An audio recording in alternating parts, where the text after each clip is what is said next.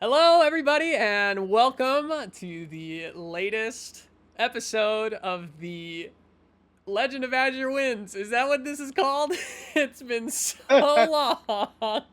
The sixth session of the Legend of Azure Wins. Say hi to our very elemental heroes. Say hi, elemental heroes. Hi, elemental heroes. That's right. We're ripping everybody off. Okay.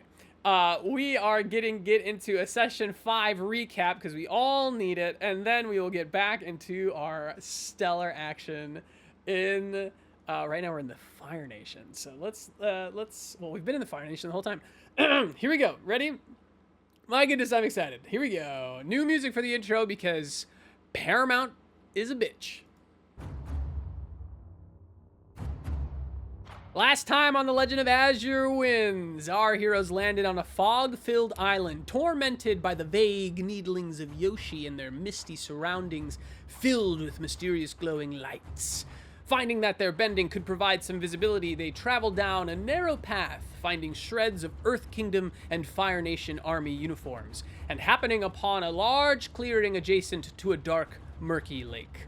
Song, Lapis, and Ursa tried purifying a bit of the water, separating a black liquid that proved to be dangerously flammable. The shackled Yoshi took advantage of a brief moment of freedom to attack the group and flee down the path into the fog.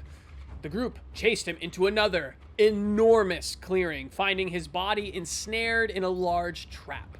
Ursa, Daoku, and Lapis rushed to Yoshi's side, while Lee noticed large holes in the earth, and Song was drawn to a mysterious silvery dew dripping from nearby leaves. Song started water-bending the dew until it started to move toward her with a life of its own. Lee, seeing Song in distress, fired an arrow at the floating silver liquid, but upon splitting the liquid in two, it continued to enter both of Song's eyes, rendering her unconscious. While unconscious, Song experienced the vision of a woodland village on fire and under attack by Fire Nation soldiers. The vision ended with a man with long black hair with a streak of white, clad in black armor with a blue flame sigil, wielding an axe, cleaving Song's hand from her body, and the sound of screams and hundreds of sets of armor falling on soft grass. While Song was bending the silvery dew, Daoku, Ursa, and Lapis freed the unconscious Yoshi from the large trap biting into his leg, and Lee recognizes the holes in the earth surrounding the large clearing were made by earthbenders. Ursa saw a giant brown structure in the distance at the foot of the mountain, and with Daoku walked toward it, finding dragon bones in the grass. And upon reaching it, they realized the structure is a giant dragon nest. The group climbed aboard Teeny to get an aerial view, and they saw dozens upon dozens of outlines of dragon skeletons. They approached the dragon nest as a group and found it empty. They looked out to see the lights in the outer fog enter the clearing, taking shape. The multicolored lights transformed into dragons and leveled their gaze at our heroes. Welcome to session 6, and here we are. And you know what? I'm not even gonna change the music. We're just gonna keep the music going. So here we are. You all are in this enormous clearing. To the back of you is this giant mountain, and you are standing, I think some of you, if not all of you, are standing inside this huge dragon nest, which is now empty. And as you stare across this broad expanse of grass, the wall of fog kind of around you, and it's about, like, think several football fields in kind of in that direction. If you've ever been to, like, Washington D.C., like the mall, like it's a very large lawn, and there's this wall of fog, and you see these lights come forward and get bigger and bigger and bigger and take shapes of, I don't think any of you ever seen a dragon before? Have any of you seen anything like this? No? All right. So, never before seen, you see these kind of emerald and like gem colored, all of these lights that you saw before, these gem colored dragons take shape. What do you do? What do you do? So Lee is going to like instinctively, he kind of reaches for an arrow, and then he just like kind of thinks better of it, and he slowly raises his hands above his head. Okay. You all right, so you give me a roll. Lee, give me a roll. Roll with I want you to roll with. I almost said perception, but that is not this system. Give me a creativity check. Like roll for creativity. And anybody who wants to like kind of assess this and ask questions about the dragons in the situation can roll with creativity. That's a good old Ocho, baby. A good old Ocho. Before I tell you something, do you have a question about this scenario you find yourself in? Yes, I do. So Lee, checking out these dragons. These dragons. Because I think like maybe in Lee's past he might have seen one like growing up in the Fire Nation. You know, you're gonna see a dragon. Right. But like way out in the coast. Never saw one up close. Kind of like just like, oh, I saw a plane. Right. That's his experience with dragons. So I think he's trying to, because he definitely knows they don't come about like this. So I think he wants to figure out what's really going on. Okay. To your knowledge, you to your eyes, you are seeing like multicolored dragons in the distance. Like there is nothing in your experience which is vast. Like your vast army experience, your vast experience kind of adventuring around the world, you've seen nothing like this. This is beyond your recollection, beyond anything you've experienced before. I will say, as a trained archer from this distance, you notice that you saw them come from the lights, so you're fairly sure that these things are not corporeal. Like they don't have physical form. Anybody else roll? Yeah, what'd you roll? Ursa we'll go Ursa then. I rolled an 8. You rolled an 8. Do you have any does Ursa have any questions about the situation, or Is there anything I've studied that would prepare me for this moment of potential spirit dragons among us? Not spirit dragons. You were a part of the dragon battalion, so that was like your battalion, and when you were part of the Fire Nation army, and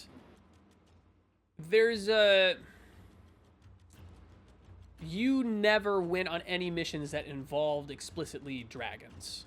But you did in your training like learn a little bit about them. You learned about Dragonleaf, you learned about in school, and you learned a little bit about and being around like kind of the nobles. That kind of hunting dragons is something that nobles it's gaining popularity among nobles for them to do. I would say that is about the extent of your knowledge of dragons. Spirit dragons, though, you no idea. This is okay. Yeah. Song, what did you roll? I got a 7. Okay. What's their vibe? What's their vibe? Are they mad? They're, as much as you can tell a spirit dragon's vibe, from like about 600, 900, maybe like a kilometer away, because you guys all know how far away a kilometer is, right? You can tell that the one thing that you can tell is that they're focused on you. Like that it seems like your presence in their nest is what made them come alive, and that their gaze has not left any of you since they appeared. As far as their intention, can I do something? Yeah, absolutely. You can do whatever you want. Time is kind of stopped as we're describing the scene, but yeah, absolutely. The water's like the lake is still close by, right? So the lake is not close by. So the lake is through the path, kind of past these dragons, through the path that Yoshi ran through, back down that way. So I can't waterbend anything. You give me a focus roll.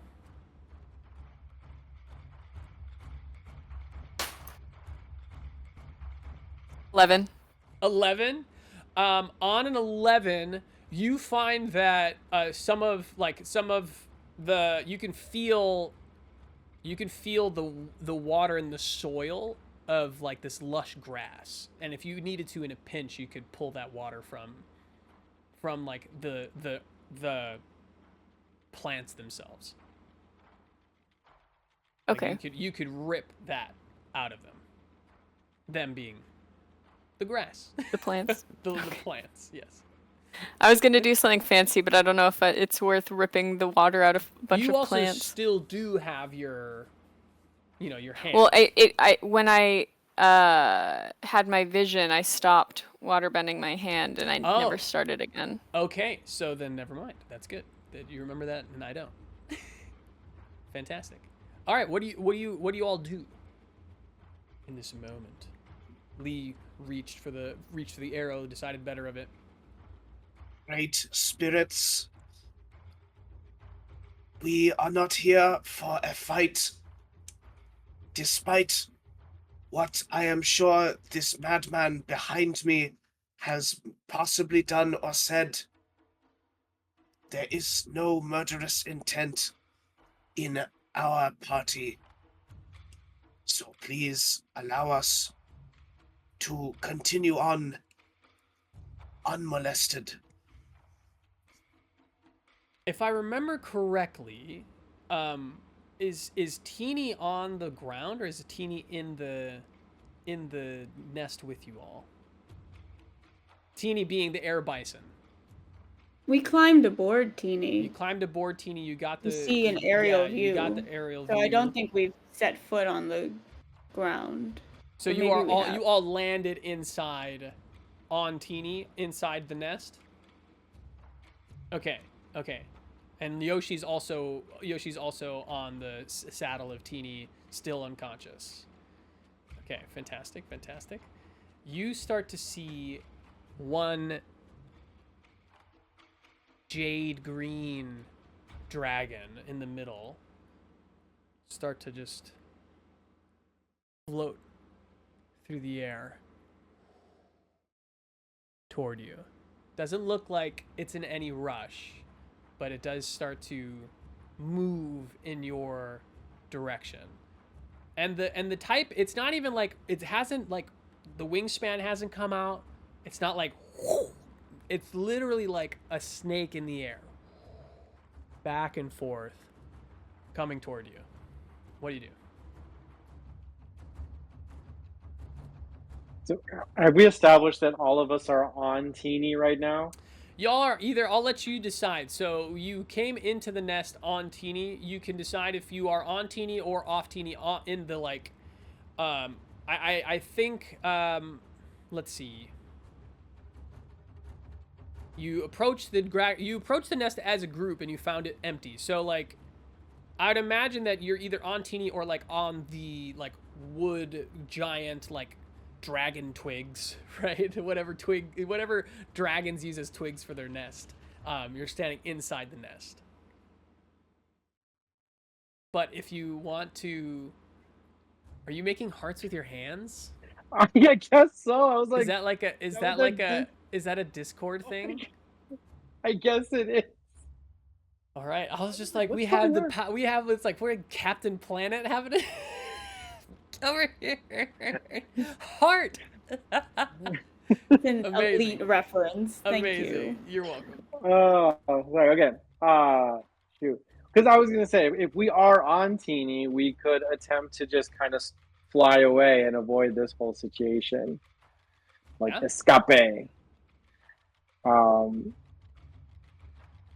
I mean, I'd like to try to roll or try to do Suspicious Mind. Is that a valid thing on this spirit to do? Let me see. Because it does say when you watch a person carefully to figure them out, but I don't know if that applies. So I think it is for a person. Right. I will let you roll this if you want to roll with focus instead of creativity. I'll kind of let you use this as like an assess the situation. Oh, sure. Yeah, I mean, this is it does. I mean, it does say that. Don't I roll with focus on suspicious mind? Yes, yeah, you roll with focus. Yeah, you would roll with creativity Oh, for but assess you. the situation. Oh, sure. Gotcha. So Gotcha. I yeah, see. Roger. yeah, I'll let you do this to get some kind of, yeah, roll with focus, and then you can ask.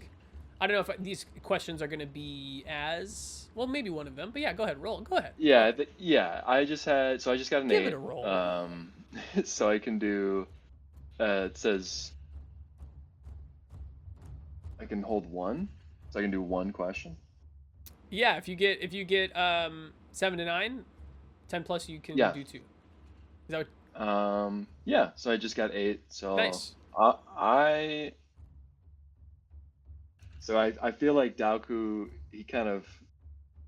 I feel like just in his guardian status, he totally would just immediately jump off, like get off the saddle, stand firm, like I'd say I would go in between where the dragon is kind of slithering and then Yeah. just the party. So I mean, you're it's like just at a the little edge bit. of the nest. You're like Yeah, you're like doing, of like the the very edge of, and I want you to get, this is a dragon nest. So like this is essentially like a treehouse for giants. You know what I mean? Like, so like even the edge, I'm gonna say, Daoku, the edge of the nest, like the lip almost comes like to your chest. And so like y'all are like looking kind of over. If you're seated on Teeny, you can see over it. But Daoku, you can see them as you come to the edge, and you're kind of just standing there, looking over this like wooden wall almost. And it's very barricaded, and this is a very strong, formidable structure. Good. As you come out and stand confidently, you see a red light like get really, really thin, and then come together and then expand into a very lithe dragon, and you with these like what look like very scaly eyebrows that come really out and waving, and you could see it start to in the same kind of motion, and it almost wants to lock eyes with you, Daoku, and it's coming a bit faster than the green one upon seeing your stance. I mean, I feel like can I spend my question? Oh yeah, ask your question. You bet. I feel like so I'm just like a kid, Not head, like your chest, like your chest, like your your like a kid at a chest and counter. shoulders. I can't believe I just did this, but like yeah, your chest and shoulders. Okay. Yeah. So I feel like I just stand and I just look towards the green one. I just what are you about to do? And I just kind of like hold up the grip. So you say that, you hold the grip, you say, what are you about to do? And you hear somewhere in the back of your mind, you hear a very deep growl.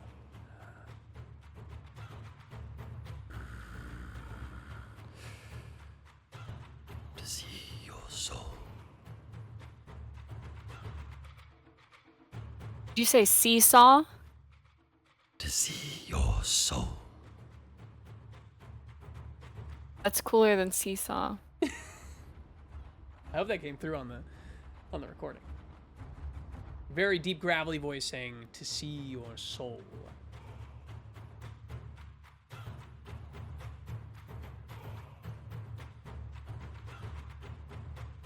You notice that the pace of these two dragons that have taken the lead, they're now joined by a third dragon, and all of them now in a line, in sync, start racing toward the nest.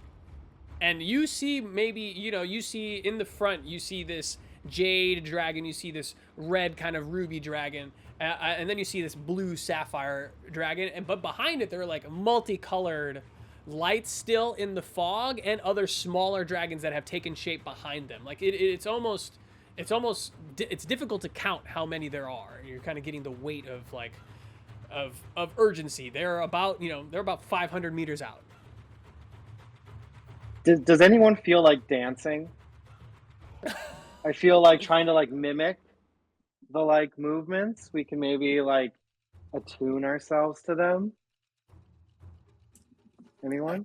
No. I feel I feel like as I'm Prepare to watching them, I fight. just start like slowly like swinging back and forth, just like watching them in my like shocked fear state. I'm just like, oh shit. Awesome. Awesome. I want you awesome. That's so cool. I love that. I'm trying to decide Can what this can I role roll is. furry? Can I roll furry friend? They are not they're not an animal. I love that you still have furry friend. That's amazing. But they are not an animal that you can control. Okay, because they were hostile, so I was like, maybe. They maybe. are hostile. Well, you don't know that. You don't know if they're hostile or not. Maybe. I don't. Yeah. They are. Daoku, I will but- say they are advancing on you very quickly. I will say, yes, Lapis. You start to dance. I want to just see. Do you have any background in dance? I guess we could just use your background as like an Monastic. airbender. As an airbender. I mean, there's you know what? airbending and monastic. Like I want you to roll. Yeah, I want you to roll with focus just to see how good this dance is. Maybe see how it lands. Okay. Does anybody want to join? Does anybody join Lapis in this dance? So what I'm imagining, let me know. Like what I'm imagining is like you like airbend up, like not to like so your chest height or whatever, but you airbend and actually stand on top of like the lip of the nest to start this like mirrored spirit dance. Sure. Let's go with that. Okay. 9. 9. Okay. All right. 10. 10. Because I have +1. 10. Beautiful. You describe your dance. Describe the dance that you do. Like I said, like I was kind of shocked and like, fight or flight response, and then, like I said, as I'm watching them, I'm like, I notice my body just kind of going left and right. Mm-hmm. And then I don't know, like it's just a little, like my hands just start doing this. Like it's not even like a thinking thing. Like God, like as I'm going back and forth, like my body just starts to do things, and I'm just like. Yeah. Like this is naturally what's going on. Like I'm just swaying back and forth. Like this is literally just the universe just moving my body. Awesome. Do you do any airbending with your dance, or is it like airbending forms, or is it just this pure kind of cosmic mirroring? Like I said, it's all subconscious. So I mean, some airbending as I'm like moving around, like beautiful, is probably happening. But again, like I'm in just like not tantric mode, but just like I'm not even in control right now. Like I just kind of went up there and then just started doing this thing. That's great. You all see from behind Lapis this kind of this circle form around Lapis of like just the air moving around him, kind of catching particles, grass, little bits of grass that come around, little bits of stick. Like he's sort of surrounded by this circle of undulating debris that's caught in his like very, very cyclical and mirroring dance moves. What's your response to this dance? Did any of you have a response to Lapis dancing? Can I add a detail? Yeah, absolutely add a detail. Can I just add a detail? Within the dance, at some point, I grab my twin Lapis sticks and then just kind of start along with those. I just wanted to add that. But those are now incorporated. I love that. Like a rave. And like my hair falls down because it's usually pinned up with the sticks, and so the hair starts moving too. I love it. Lee wants to find 2 sticks on the ground and just start like tapping them together in rhythm with the dance. I love it. Yes. He can't, like, he has a hip. He can't dance. So he'll contribute in whatever way he can. Awesome.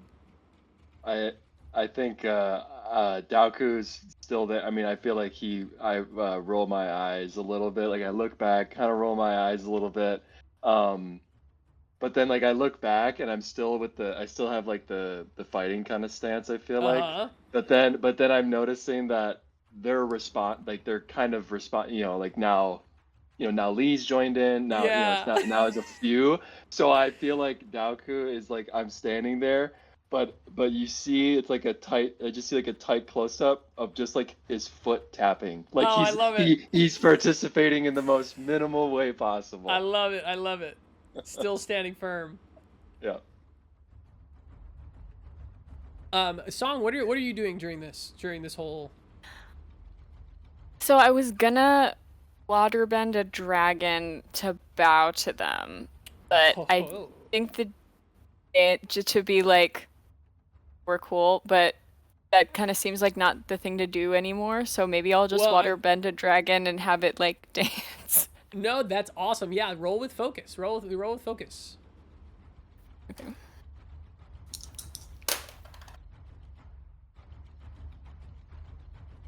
$12. 12. Yeah, you absolutely do that. So you waterbend, and like the grass around the base of the nest, like in a perfectly outlining the edge of the nest. All that grass is kind of ripped of its water, and that just becomes kind of very, very dry, chalky, brittle. Like it's aged and sunned over a whole summer without any rain. That's exactly what it comes out, and it now looks kind of like hay, just dry and brittle and collapses. But you have this immense amount of water that you've gotten from the grass. And can you explain to me what that looks like when you create this water dragon? You know how people do like 3D modeling? Like you kind of make shapes, like rough shapes, and then you kind of add more detail. I feel like she like closes her eyes and kind of like makes the rough shapes, and like it slowly gets more detail until it's like a dragon, and then she kind of animates it. I'm gonna say this was like when you first saw the dragon. This was like your immediate reaction, and so this whole time while Daoku kind of steps forward, and by the time you're done with your dragon, Lapis is like into the dance, and Lee is like, provided the beat. And so what do you make your water dragon do at this point? I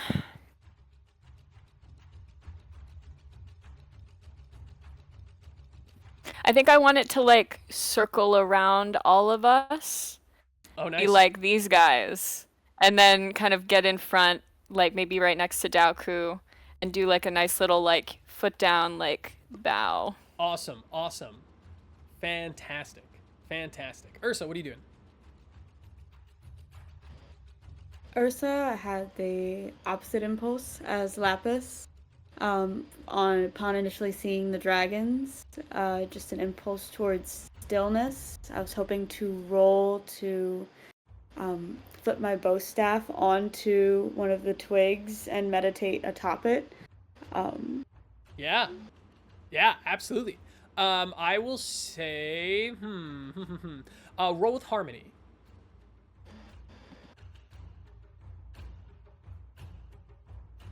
Six. Okay, so you hop up. I'm gonna say you hop up. Are you hopping up on the ledge next to Lapis? Or where are you? I mean, you have your bow staff. Are you on top of Teeny? Where are you when you meditate?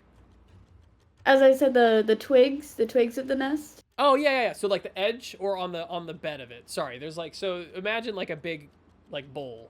Are you at the edge of the bowl where Lapis is dancing on top? Where is most people? I think everybody is toward the edge of the bowl. Then I don't want to be in center. I want to be toward the edge of the bowl. Absolutely. Fantastic. You start meditating there. You see, you don't see, I imagine that your eyes are closed, but these 3 dragons, they become closer and closer and closer. They're about 100 meters away.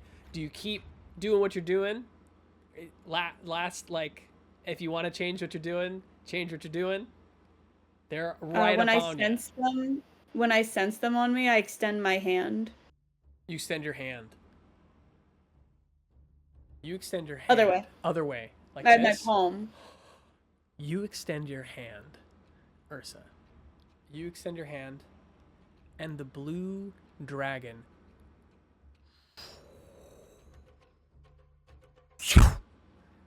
like a bolt of lightning comes into the palm of your hand and disappear. And if you were looking at Ursa's hand from the side, you would see her veins kind of glow like electric glowing blue all through her, the veins in her wrist and her arm and her shoulder and her chest, and you see this just kind of bright blue light appear in her chest, and she falls over.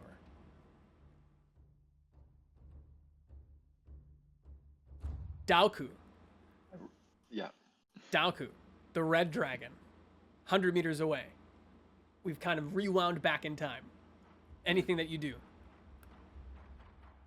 Oh, I feel like I'm still just in a kind of a pose, just facing it straight on, and I'm just holding steadfast. I don't want to cast anything because clearly something's off here to Daoku. Like it's just, this is unlike anything he's really. So instead of just blasting, I feel like he's just gonna hold it. He's just gonna hold. The red dragon. I want you to roll with passion. I want you to like push your luck. Okay. And this is a check for something that I'm not going to tell you what it's for. But push your luck. Go ahead. Sure.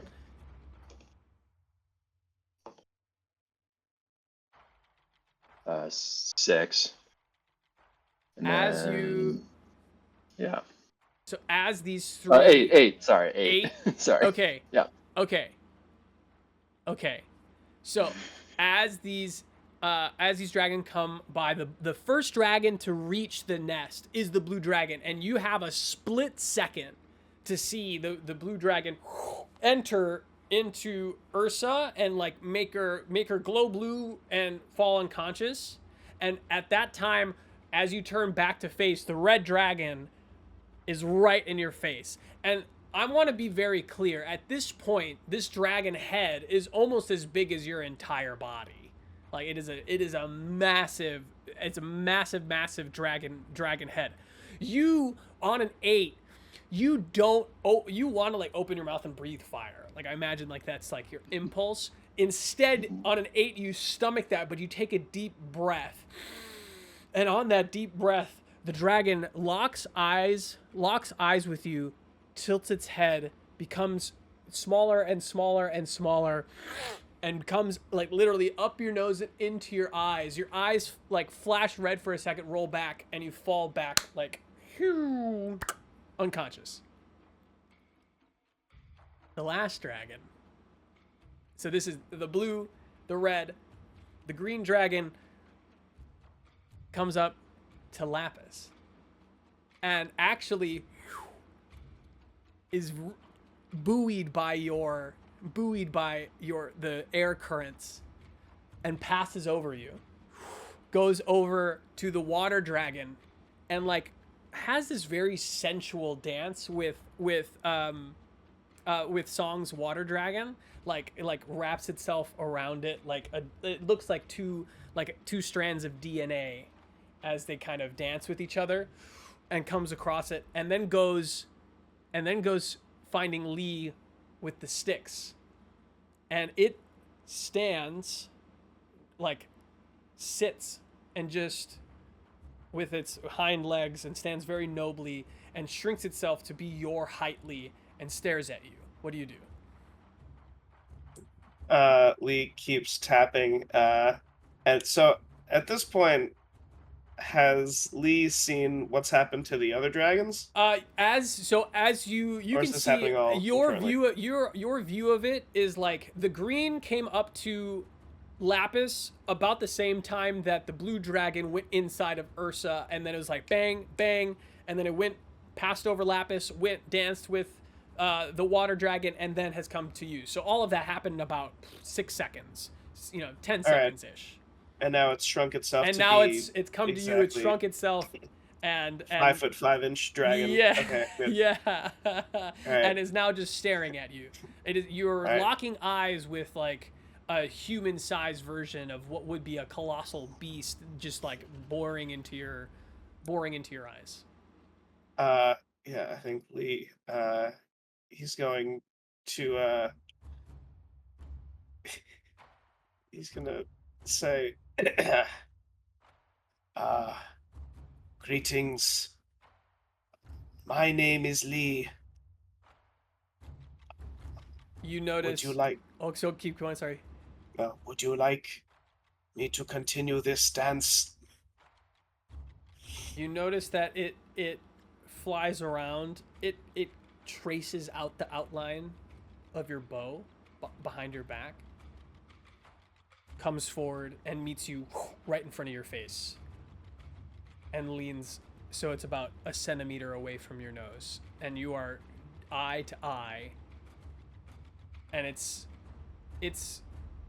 you get the feeling that it's looking deeper than yourself. I want you to roll with harmony. Ooh, that's my specialty. All right. It's a 13. A 13. I get +3. On a 13, your gaze doesn't break. You hold this intense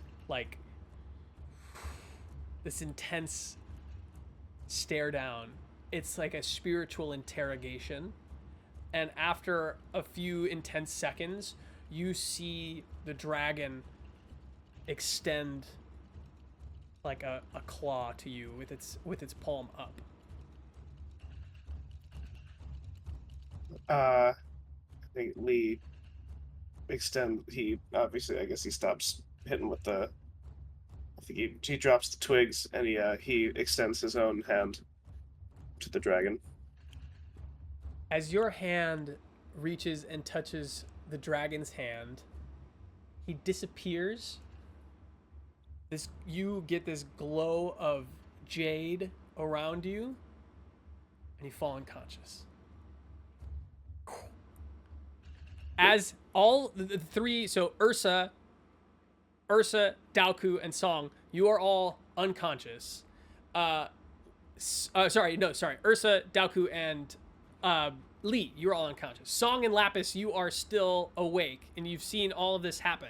As Lee falls, what the two of you see is like a dozen more dragons, spirit dragons, form at the edge, and like take form, and it's just this like technicolor rainbow of dragons like forming on the outside and slowly start like not even flying, just walking across the path towards you. And so your comrades being unconscious, you two seeing this, we're gonna come back to you though in just a second.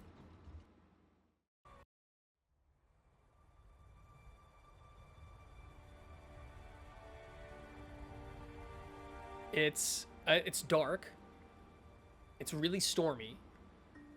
So there's like thick, really black clouds that are all like very, very close together. You can hear rumblings in the distance.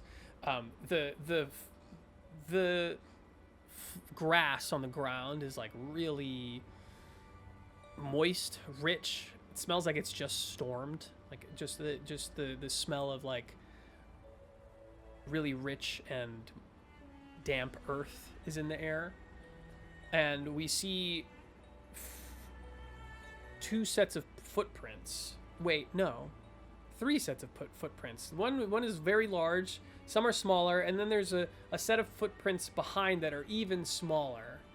As on this muddy track up this very, very large hill.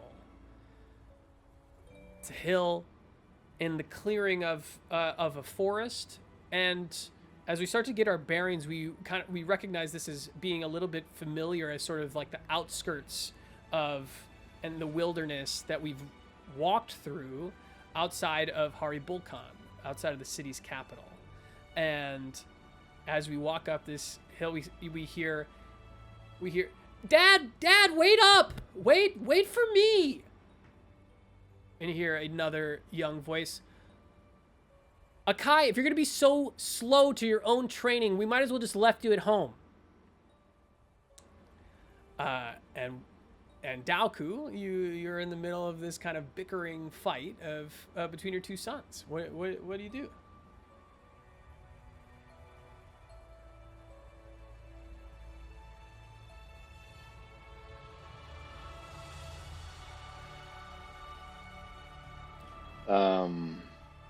I feel like I would continue. We would continue and just walking a bit, and I feel like I would land at, all right, let's get down to some, more flat, because I know we're kind of on a hill.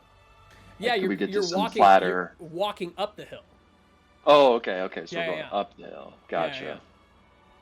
Well, I'd like to go to the top and start a kind of a training exercise. Sure. So I'm not slow. I just had to help Mom with some chores that you didn't want to do, and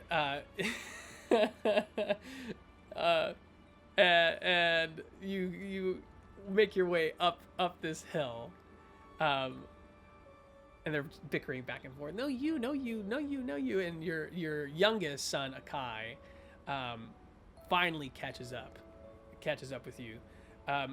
You make your way to the top of this hill. It's absolutely drenched. You see in the distance that it's like the storm has passed. Like the storm seems to be. It's still very very cloudy. The sky is still threatening, but like the big thunderstorm that was just over this land has passed. How do you start your training session with your sons? First, we have to find our breath. So you see Dazu, the oldest one, immediately like stand feet shoulder width apart, like hands, and like the model student, and you see Akai, several years younger, looking at him and kind of a little like not quite. Their knees are kind of like in toward each other, and their stance is not the strongest.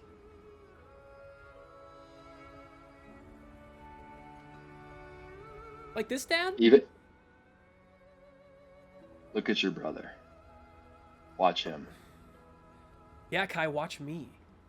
Let's see, Dazu, and Akai, after like watching, you see his back straighten up and his legs straighten out, and he starts to take a deep breath.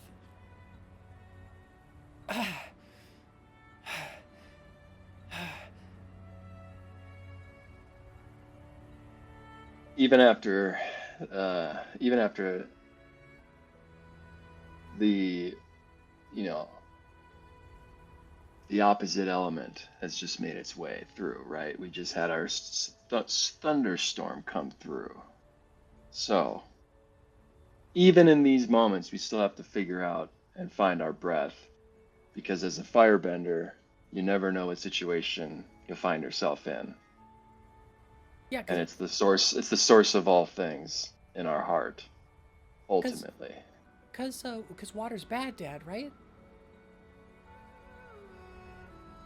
And your youngest son, Akai, hits you with this very simple question, looking up at you. Well, of course not. It's just another method, but one that deserves our respect. However, we are of the Fire Nation, so what we do is everything for our people and our country. So whatever that means, we'll do it on behalf of others. Okay, Dad. Okay. And you see Akai like take the deepest breath he's taken so far, like this far.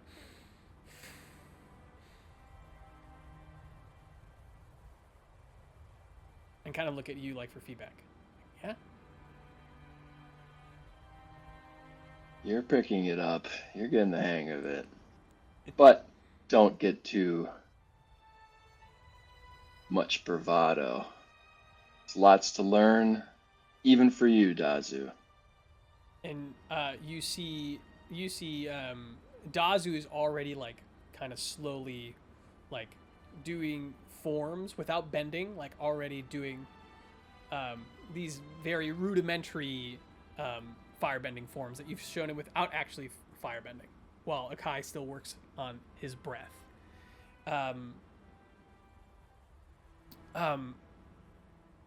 Dazu comes up to you and says, when are you gonna teach me, Dad? When are we gonna look at it again?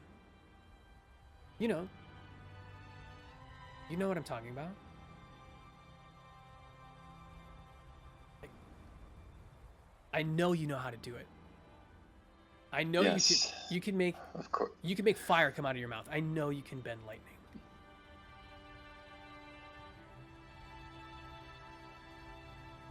Yes, but this is extremely dangerous, and I don't want you to be anywhere near that. I'm let me try anything. Fine. All right. What are we doing then? First, we're just gonna learn another firebending tactic. So I just start to do, it's just another, like, I was actually timing it, the music kind of like swelled, and it's just like, he's expecting like it's going to be this amazing, it's just like, and it's just another rudimentary. Yeah, I love it. And you kind of, but no, you see Dazu I just like, start doing like a form, Yeah, you see Dazu like is very let down, but like Akai is so up and about it and with it, like Akai's like, oh my god, I get to finally be here, like this, I get to be here for... And watch and like start to do this. Awesome. You show this rudimentary form to Dazu, and Akai kind of behind the two of you starts to like mimic your movements. And we are going to fade away. We're gonna fade away from this scene for a second. We're going to cut to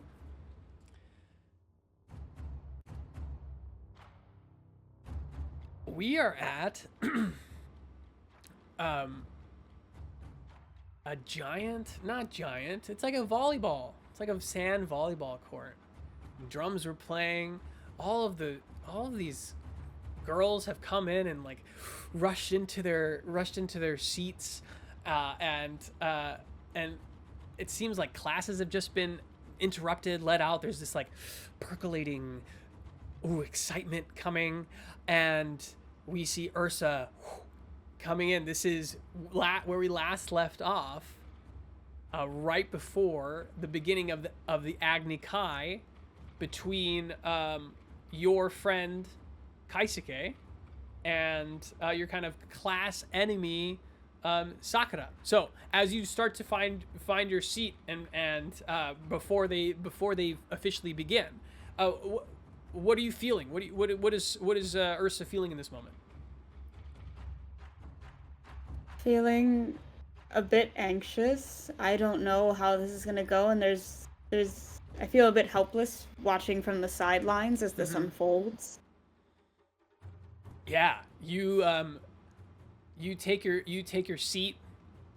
Saya immediately finds you, Ursa, and sits on your right side. Ayami, very small, very kind of meek, and goes and kind of sits on the other side, finds you, and kind of you see she kind of taps her shoulder and whispers in your ear, is like, "Do you think it's gonna be?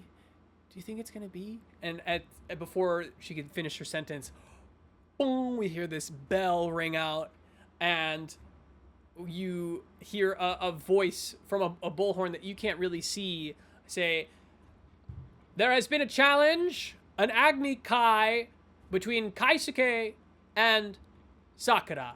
And as you hear, and as in the moment, the timing of it, as she's whispering, "Do you think it's gonna be?" is right when you hear Kaisuke and Sakura. And so you see your friend and Sakura enter on opposite sides of this large training court. They meet in the middle. They bow, they take their paces away, and they face each other, both in ready stance, and we hear gong, gong, gong. And as the third gong hits, immediately Sakura, this giant fireball, and it like from your vantage point, Ursa, on the sidelines, it looks like this Kaisuke is absolutely engulfed in flame. But we see that flame engulf her, and like she comes out unscathed, all of it being dissipated around her. And you hear her say, "Is that the best you've got?" And fires this like laser, very thin firebolt right toward Sakura. Anything that you want to know or do while you watch this Agni Kai play out, or anything that you want to look for, or I want to give you this. Yeah, I want you to be a part of. Yeah. What do you want to do? Yeah. Kaisuke is very magnetic, has like a very strong gravitational pull, and definitely can hold her own, which is why she's even in this match. But I just want to look for something to make sure that it's fair, because I don't trust Sakura. Yeah. And so I'm just looking at the line, like the sand and the outlines of the court very intently. Yes. See if anything has been tampered with. I love that. Roll with creativity.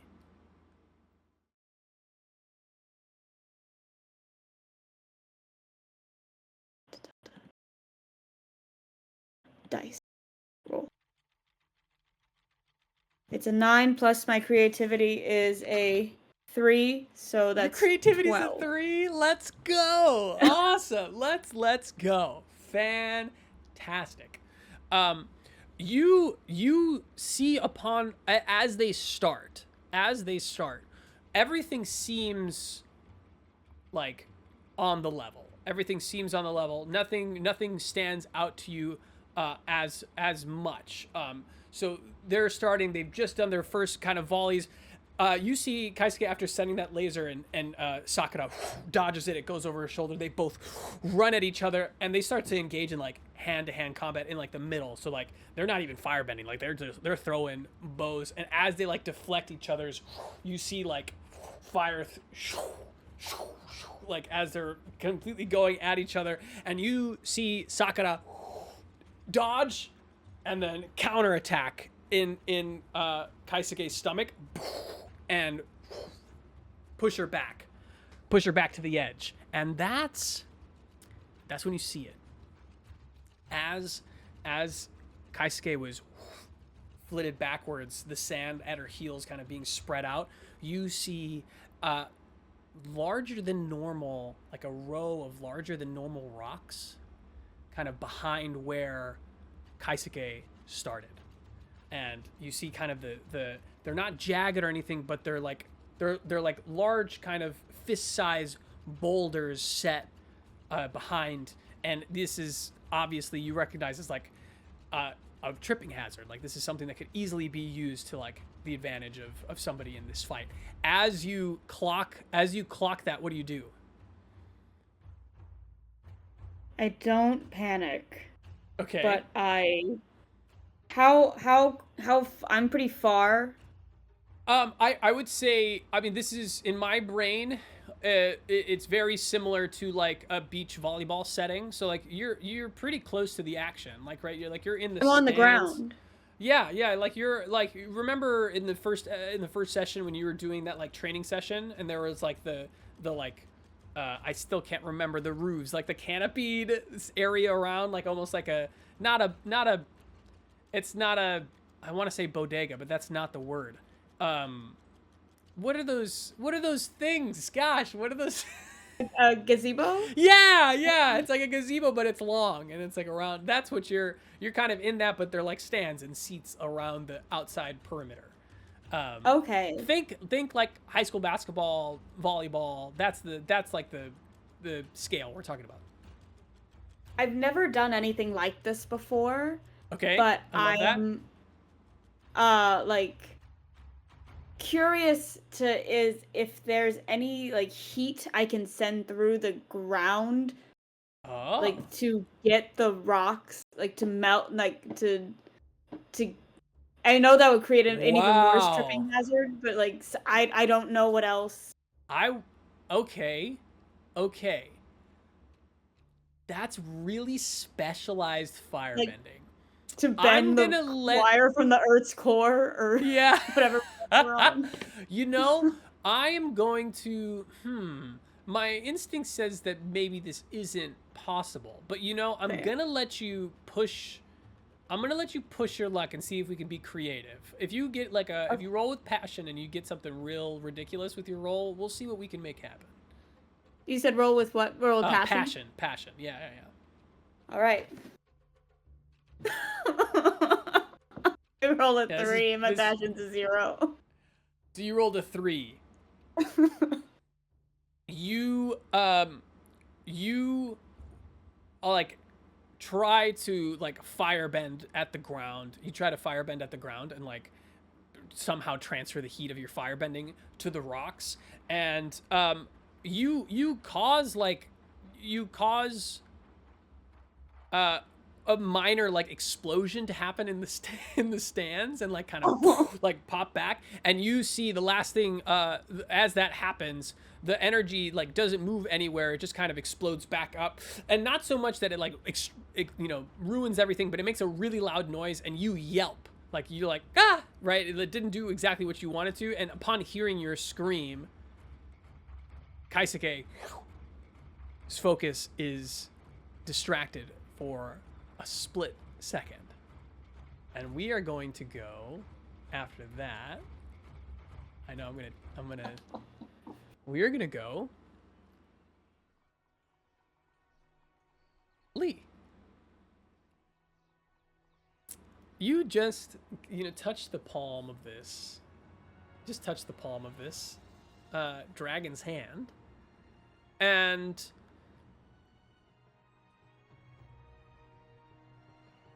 strangely enough, it doesn't really feel like you've gone anywhere.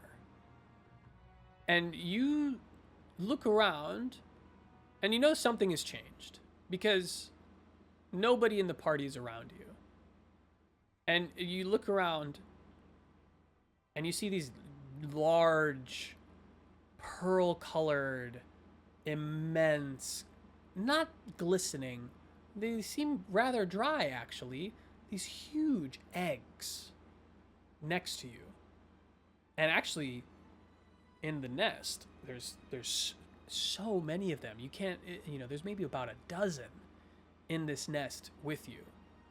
But you're in the same spot. And then you notice something strange, as if, like, you're getting taller. But you're not getting taller, you're just kind of levitating in the air. And you see the broad expanse of this, as you get higher and higher, not just this like field that you all were in, but like the entire island. And you notice that it takes you a second. Fog's not here. There's no fog. And as you are floating what seems impossibly above this entire island, you all of a sudden feel like something hard in your crotch. And you look down and you see like the body of a dragon. And you are now on the back of that jade dragon that extended their palm as you soar through the air. What's your reaction to this? What's this all about? This is not what I was expecting. Hello. You don't get any immediate response from the dragon. But the part underneath, your leg starts to get a little bit warmer, and you fly now on the back of this dragon, and you can see, you recognize the clearing where you all landed. You see kind of the wait a second. You see the clearing where you landed, but you notice that the trail that you were walked down toward the lake You see the clearing, you see the lake, you see the large clearing, you see the nest from your giant vantage point, but you don't see the trails in between. And as this dragon kind of flies you around the island, you see the sun and the moon trade places with each other over and over and over and over and over and over and over again. And then as you look down, you see families of dragons. You see like young dragons coming out of their eggs. You see adolescent dragons like blowing fire for the first time. And you see a fire of a different kind making its way through the forest. And there's a slight pause. And again, you see sun, moon, sun, moon, sun, moon. And now you see Fire Nation troops with axes and fire and making this, chopping their way a path from that clearing to the lake. What do you do? Well, what do you think? So, I think when we first land, or I guess when we first land. Yeah.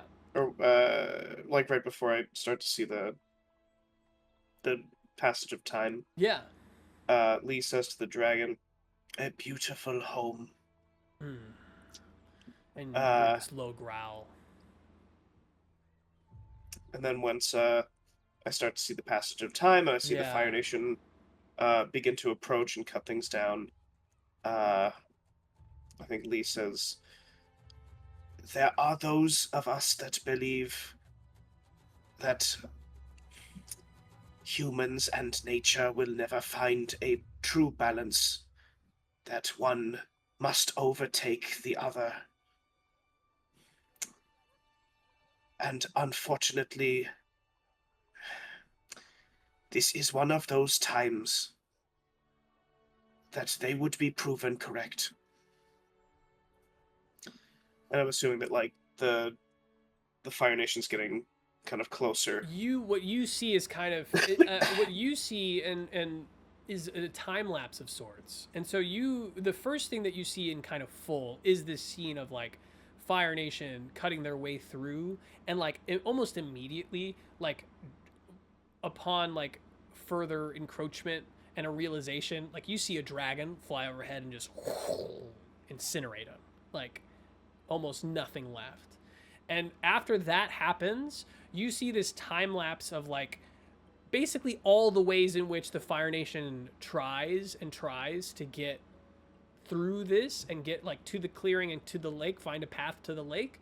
And you ultimately see that this, after attempt after attempt after attempt, they make it to the lake. And it's when they make it to the lake that time slows down again.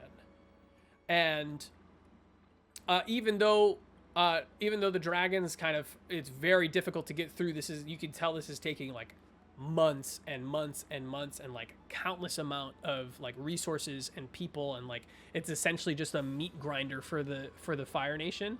Eventually you see a kind of non-assuming man, not armed in any way, not in any sort of like in very simple robes.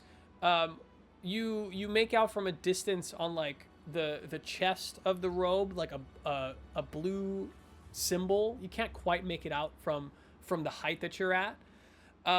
Make their way through the path and get to the lake. And upon going to the lake and what it seems like meditating, you see this man get up and leave the island basically unscathed. And so after that is seen, you then see like the biggest amassing of like the most Fire Nation soldiers you have ever seen, like has been amassed, and among them, like what they're carrying in between them, like two garrisons, is this like giant vat of what looks like very dark oil.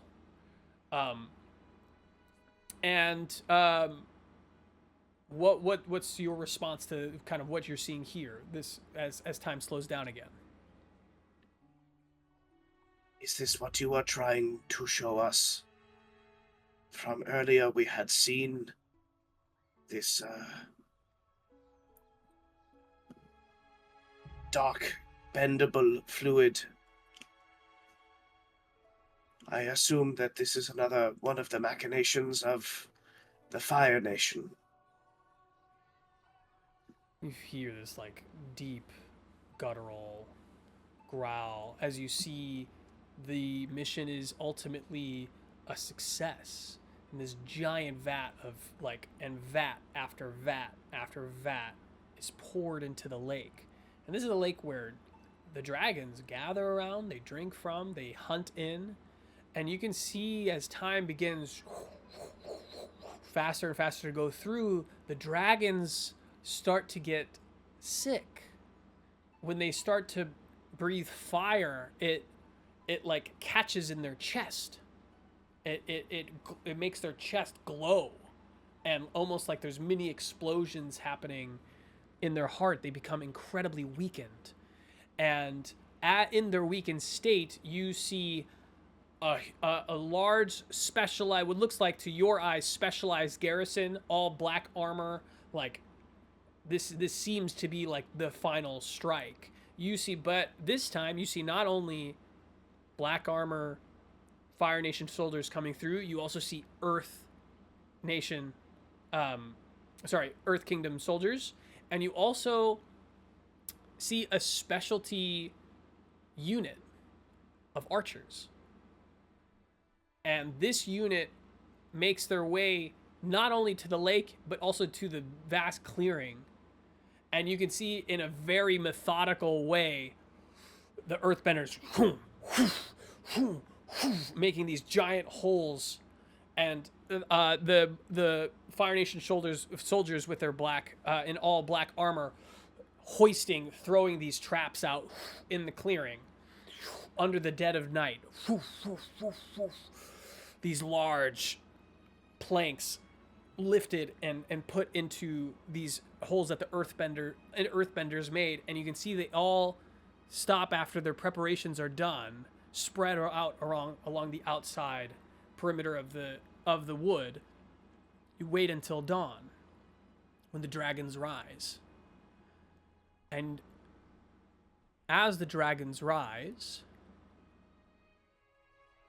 one by one, maybe one steps and you see one step in a trap. You see one wake up, and you see one of the archers send these chains that are linked to their arrow over and linked to the other side, to these other posts that are on the outside of the perimeter. And you see these dragons literally getting chained down into the earth as they try to fly away. But there's 1, 2, 3, dozens and dozens of these chains kind of flown over, and they've created this mesh of metal net over the dragons. And one by one, the firebenders in all black armor come through and pick and choose from the dragons, killing some, taking others, and they make their way methodically to the nest that you started in, filled with eggs. And they take one by one by one these eggs away. And as they're taking the eggs, as you're soaring on this dragon, you come down to the earth, and you find yourself kind of its body meshes with its body on the ground in this memory, trapped underneath the weight of these giant logs in these deep earth-bent holes, the weight of the metal chains over it, and you are moved by a force that you don't know exactly where it's coming from, to come face to face with this jade scaled dragon as it's kind of chained to the ground.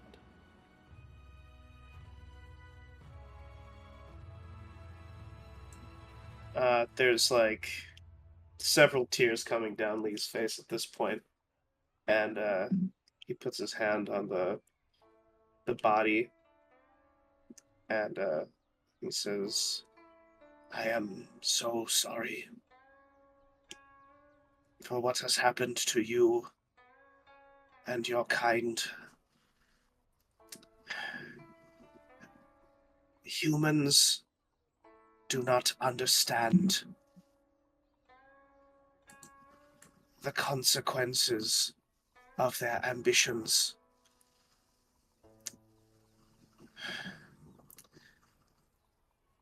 Unfortunately, only the elders can truly grasp the full scope of what it is that the youth desires to do." And he kind of looks around and sees like the black armor, and really takes a good note of like any details he can find. Yeah, roll with creativity. Thank you. Okay. All right. 8. Yeah. You see that most of them are pretty young. Like in their, early 20s, all super fit. You see, one of them is a young man, with there's like a blue streak on his pauldron. You see a blue flame sigil. Mm. You see black gloves over his hands. On an 8, also just give you this, because you would recognize this at this level. The archers, the leader of the archer, you recognize. This is an elderly, you recognize because they're little. They're not old by any means, but they're older. Like, you wouldn't really expect them to be here.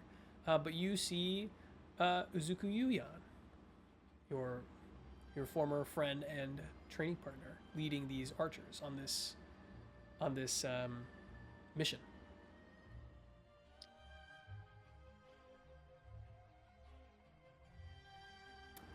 It is humbling to see someone that you had respected be part of something so terrible. And he looks at the dragon. Yeah. And he says, "There is nothing that I can do to help. I am not a spiritual man. I am no avatar. I am no monk. But what I can promise you is this. These men," and he points to the men in the black armor, "their actions will not go unpunished. Where I see their armor, where I see their soldiers, they shall know what it is like to feel what you had felt."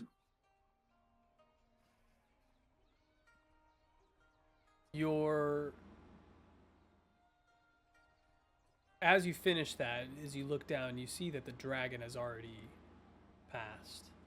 Your tear falls to the ground, and as time kind of elapses very quickly, as your tear falls, you see kind of the taking away of the chains. You see kind of for the briefest second just the amount of dragons, like the sheer amount of dragons across this entire field that were like very systematically, almost in their sleep, right before they woke, like massacred. And as your tear falls, you see in this rapid expansion of time the fog raise and cover the entire island, and it brings you back to the present, which we're gonna rewind. We're gonna rewind because before that happens, we're gonna go back and we're gonna take a bio break in just a second. But before we do that, I want to get back to Song and Lapis. Everybody just collapsed. You are dancing. You have your water dragon. You have dozens upon dozens of Technicolor dragons walking your way. What do you do in this moment as they just they're really just marching toward you? I mean, you can't hear they're not they don't have physical form, so you can't hear their feet stomping. But imagine as if they're walking, as if their feet would stomp if they did have a body. Yeah, so I kind of want to like describe a little bit. So as I was in like my trance dancing, the dragon came around me and I kind of followed it. So I kind of saw the little dance with the water. Yeah. And then everyone collapsed. And then so I'm just like, so I kind of go like 1, 2, 3, like and then I look up and see these marching dragons, and I'm just kind of like I'm just kind of like my dancing, like it was it was great, and then all of a sudden I noticed everyone's like collapsed, and I'm just kind of frozen there. I just kind of look at Song, and I'm just like, I don't know, like what do I do? What do we do? What's happening? Is the other dragon still like macking on my water dragon? He stopped, right? That dragon went to Lee. That's the dragon. That's the jade dragon that went to Lee, Okay. and so now they communed with Lee, and so Lee is now cool. asleep, unconscious. I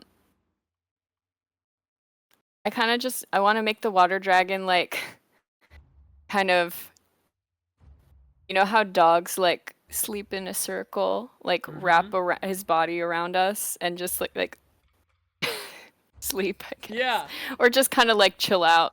Yeah. And we're just like, so we're like semi-protected, but it's also not like a, don't touch them. It's just kind of like so chill. It's like like the water dragon's like kind of hovering around you all, like is that am I understanding that correctly? It's like it's like on the ground, like lying on the ground. I love that. Okay, like its body kind of encircling us. I love that. So you are in the nest, like encircled by your water dragon, Lapis. You see the water dragon kind of encircling everybody. What's your response to that? So I kind of get a sense of, so I see that as kind of as like a protection thing, and just like, okay, like, right, like we need to like go protection mode. So I kind of try to like air transfer. I think I did this before. If I remember correctly. Yeah. I try to like raise them up and like get all of us into a group. Yeah. Okay. Yeah. Roll with focus. So. Okay. No! Dice, come back. Okay. Like, I try to air transfer all the unconscious people, like, together into a group. What am I rolling with? Focus. Focus? 10. Yeah, you do that. Absolutely. You expertly, you don't like disturb their body. You kind of create these like very air mattresses underneath and like roll them all into the center of this the water dragon that's kind of laying around you. You see that the dragons, upon like seeing the dance and you all like go into protecting your friends, you see that they take flight. All these like Technicolor rainbow dragons all come and take flight, and they're coming toward the nest. They're about, I'll say, they are like almost right up on top of you, on top of the nest. Like when you notice that they're no longer walking, that they're now actively flying toward you.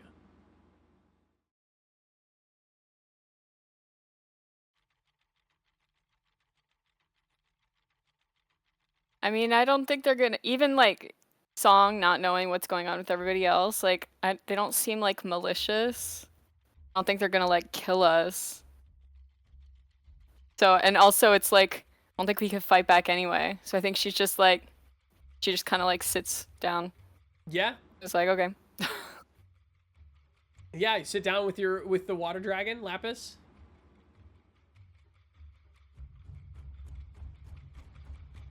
I mean, I know. So Teeny's still with us. Is that what we Teeny is still established? Teeny is still hanging with with you, us. and as far as like Teeny's response to all of this, Teeny's very well trained, like, and it takes their cues off of the nearest like person that they know, and so like when you started dancing, like just chilling with Yoshi unconscious on their back, they're just kind of chilling behind you, on guard, but not like aggressive in any way.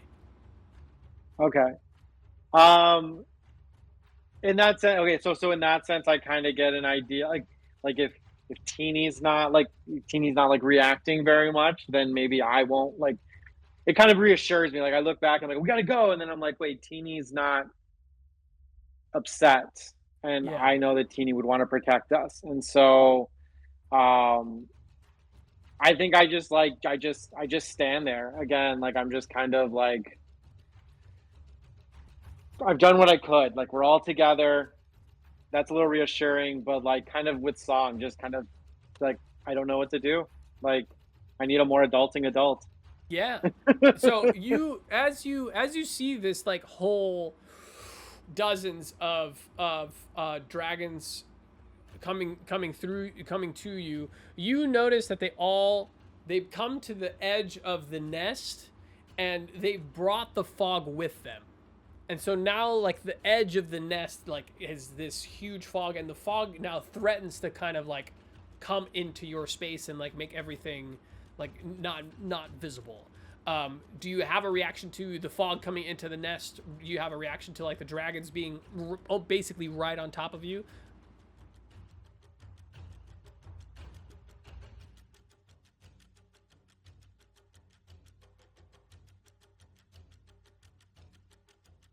I guess I kind of like so with Teeny behind us and all of us in a group and the water dragon around us, and like I know that like the fog reacts to my air bending. I kind of just try to do like an air globe around us. Absolutely. Like again, I'm still in like protective mode. Like I'm just like, all right, well, this will at least give us like view from where we're at, like within us. Absolutely. Since you did that before on this trip, I'm gonna say you just do that. I don't think you need to roll for that. Okay. So yeah, you create this air globe. So you are in this kind of giant circle of a nest. This water dragon is creating this circle around all of you. Your three companions are lying next to each other, unconscious, and you create this air globe around you, and this keeps the fog at bay. And where the lights before were just kind of dancing in the fog, the dragons now kind of come in and out of the fog in your air sphere, and you both kind of see this technicolor dance play out around you, of dragons kind of coming in and out and weaving around you. And like I want you each to roll a harmony.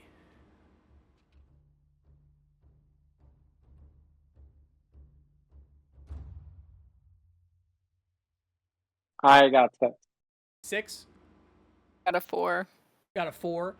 You both, upon seeing this on a 6 and a 4 with harmony, you feel this deep spiritual connection and this deep spiritual experience happening as you see this like absolute spiritual wonder happening around you. You see like the face of Jubai like appear and then fade away, and then you see the face of some monks appear and fade away. It looks like they want to say something to you, but you can't hear them. And then you see a face that you saw in your vision, a woman's face appear and fade away, and then a man's face appear and fade away. And Lapis, you see how am I forgetting his name? No. How am I? Chondro. You see Chondro's face appear, look like it wants to say something and fade away. And these faces, I want to say, like, they are like Andy Warhol paintings. You know what I mean? Like they are multicolored. Like they're very like they look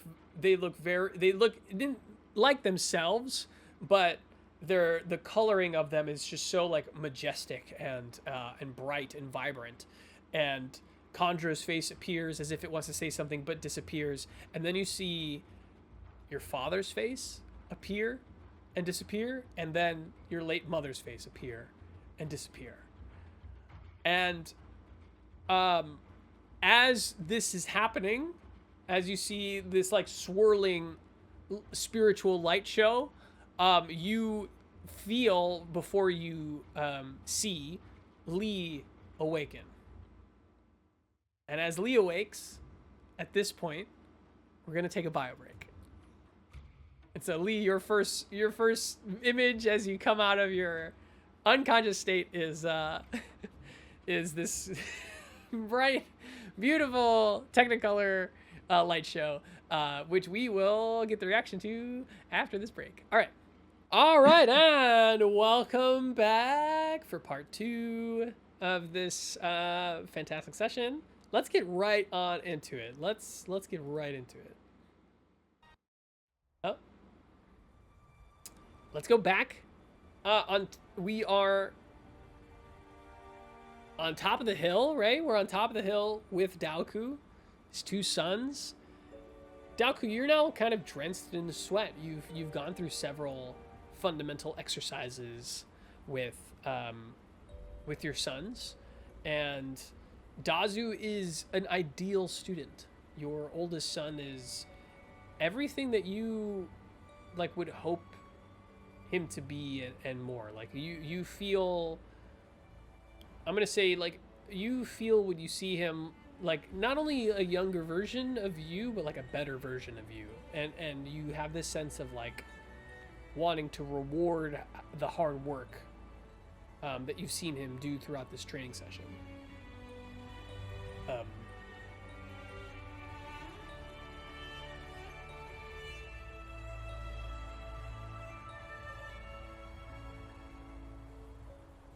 What would you like to do, Papa Daoku?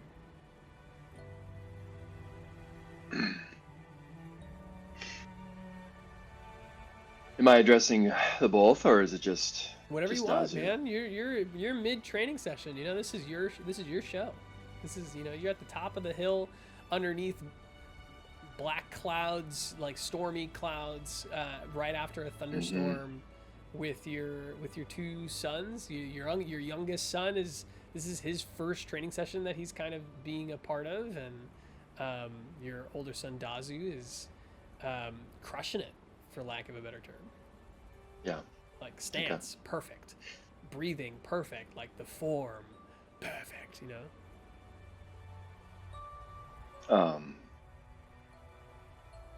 You boys have done a terrific job today. And I think it's time to show a little special treat. You see Dazu like was in mid bow, like after you received the compliment, and then when you see when he hears special treat, he just goes, looks up at you and goes, and straightens up, like immediately, like in ready position to receive your tutelage. Dazu, come here. You hear Akai kind of behind go, special treat, special treat, special treat. And Dazu walks to your side. Now, this is a very, very serious technique. One that is very specific and has the potential to do very serious harm. So, with the time that we've spent over the years, I feel like I've seen you really really develop well, and this was something that I was taught also by my my uncle Razak, and of course Uji, now passed. Uji? Who's Uji? Are you Dazu? Yeah. Sorry. Hi, Dan. I'm Dazu. It's like I thought you were asking us. No. This is Dazu. Like, Sorry, this is Dazu's team voice. Hi, I'm Dazu. Who's Uji, Dan? Uji was one of my father's brothers and was just incredible, something to behold. He was really instrumental with our family history, right? When it comes to our dedication to guarding the family, and the family, to say the heirs to the Fire Nation and their kin. Okay. And so, along with Uji, Razak, and of course my dad, they taught me this technique, and I think it's time for you to learn as well. I'm ready. And you hear Akai in the back. I'm ready too. 3 heads of the dragon. Uji, Wasak. You know, and I with the other one. Akai, it's critical that you stay back. But I want you to appreciate the power of this moment for your brother. But someday you will also be standing where he is. What? So it's time to take a quit- step forward and grow up a little and respect what we're about to do. It's critical that it's critical. I want. Okay. He kind of slides back, and you can kind of see him kind of in his head like 3 heads of the dragon, Uji, Wasak, and steps back and watches what you're about to do. Yeah, I just come up and I just put my hand on him and I just kind of, I feel like I kneel down at his level. Dazu kind of bristles, like you hear him kind of scoff, like, and quickly after that, like realizing he's being a dick and like straighten out.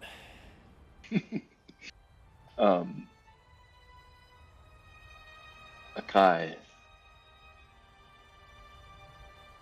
my youngest, you will be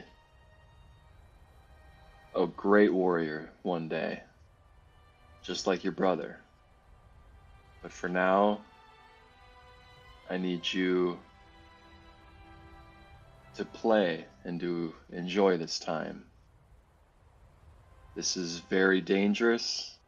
This is very serious. And I just want you to enjoy the time that you have at your age. It's critical. I play and I enjoy the time I have. Okay, Papa. So just take a step back and we'll go get some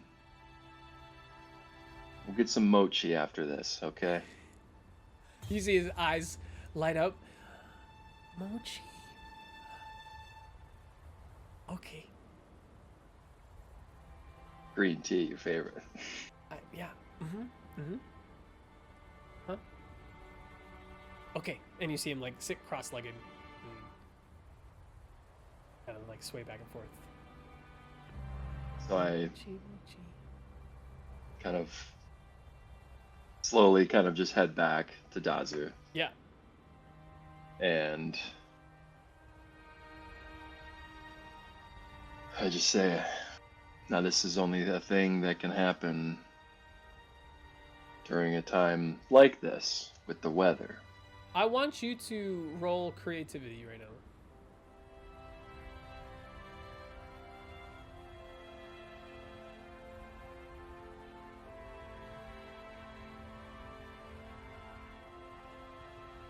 9.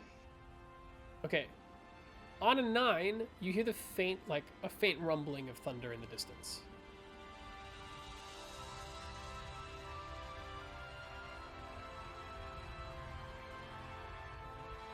And so with this, we can do this. And I start kind of going up into the sky with my one arm. And I start casting and trying to almost like a conduit, receiving that. Yeah. Glowing, and then I want you to roll with focus.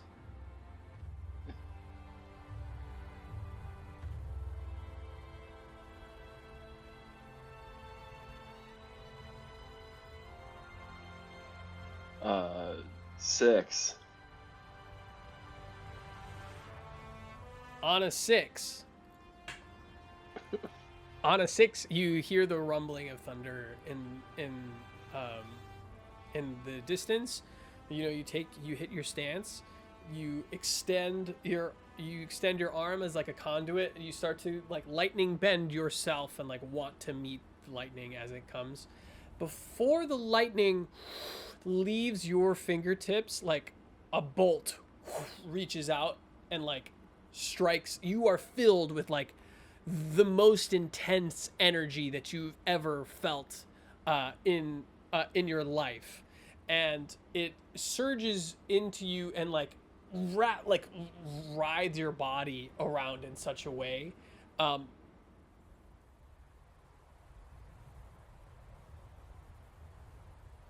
You know that in like your awareness of the situation, you know that Dazu is like to your left as you're doing this. And so you have the awareness to like turn away from Dazu. On a 6 focus, what you don't realize is that, you know, as you turned your back to go to Dazu and kind of show this technique, you didn't notice your youngest son, Akai, get up from his seated stance, and kind of you miss him saying, "Mochi, mochi, mochi, 3 heads of the dragon, Oogie, the other guy, what?" and move to the right of you in a blind spot of yours, where a second ago there was nobody. You think in the split second, your focus waning, lightning striking your fingertips before you were ready fully, and lightning not meeting each other in midair, but meeting instead at your fingertips. Your body whipping around, you turn away from your oldest son, you release this nuclear amount of energy from your fingertips in what used to be empty space, and only at the last split second you see your youngest son, Mochi, Oogie, 3-headed, crack of lightning, and for the split second your surroundings are lit as if it is a bright summer day, and the sky is clear, and it is noon. And you see, for the split second, the clearest image, perhaps ever, of your youngest son in the last moments of his life. And hit with this bolt, immediately falls to the ground.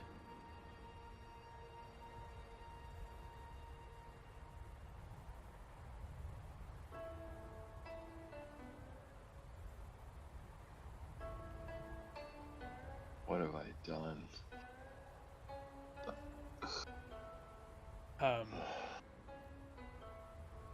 You hear muffled. I immediately breath of fire just into the sky. You fall. The crack of lightning is so loud, your ears are ringing. You can hear the muffled screams of your son Dazu screaming, "Akai! Akai!" as he runs around you, as you see your oldest son go to the fallen, limp body of your youngest. You fall to your knees, and a wide wedge swath of fire erupts from your mouth. And is there anything more that you would like to add in this moment?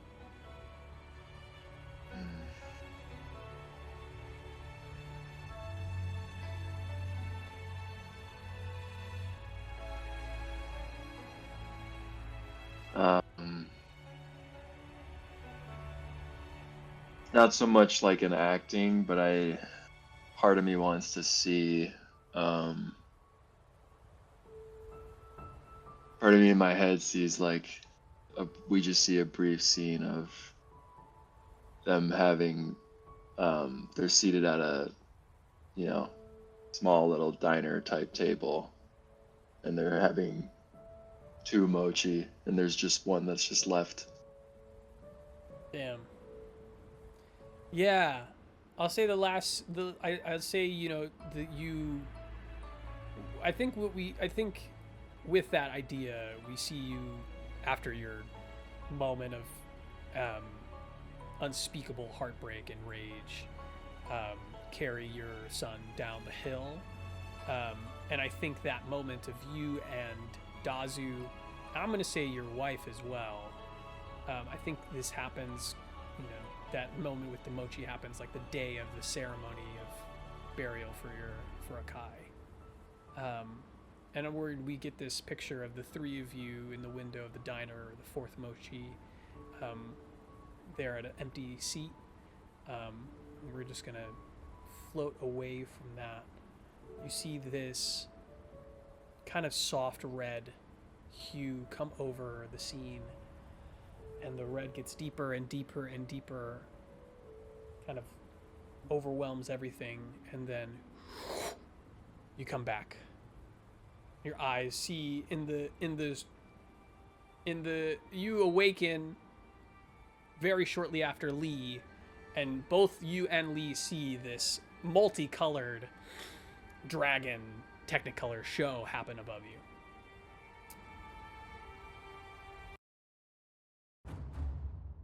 We now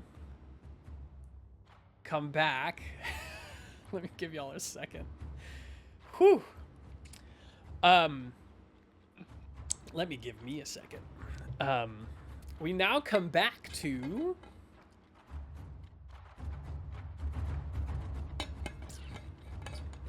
a momentary lapse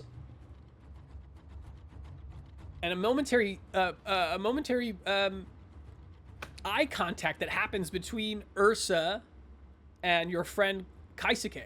You try to send some fire through the earth in any way to try to like illuminate or warm up these larger than fist-sized boulders that were clearly put there to trip up Kaisuke behind her part of the court, and it fails. There's this mini explosion. You yelp. Kaisuke whips. You make eye contact. What's your feeling in that moment, Ursa? In that moment, I feel like I have 3 choices. Mm-hmm. I could either yell the rocks behind you, or 4 choices.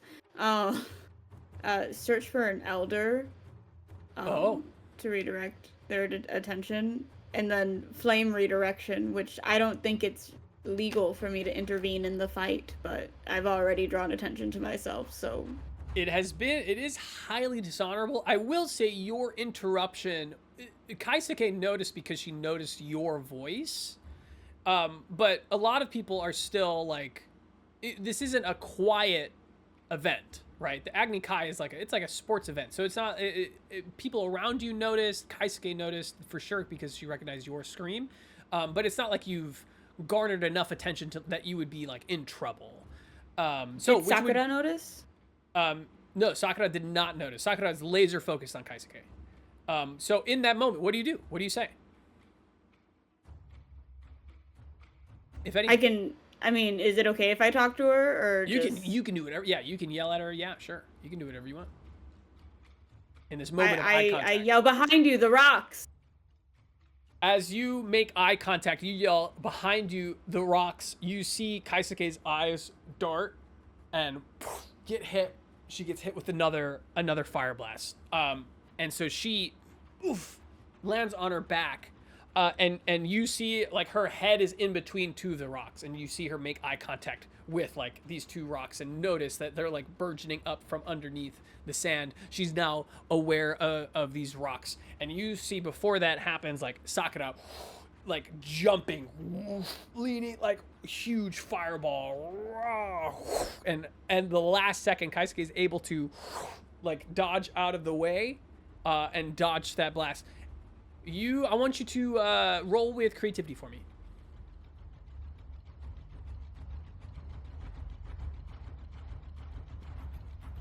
Roll a 9, my creativity is a 3, so once again we're at 12. Booyah! You see on the miss, Sakura like grabs onto one of those rocks, like misses the head of Kaisuke, but grabs onto one of those rocks, and you can see her like very quickly like firebend it and heat it so it's like glowing red hot. And you notice that like another dirty tactic from Kaisuke in this Agni Kai. From Sakura in not Kaisuke. So your friend Kaisuke dodges the attack and doesn't see that heating of the rocks, but like does like the flip, like a almost like breakdancer like way to get back up. Think like Zuko, I think, legs spin around to get back up, and is back in fighting stance against Sakura.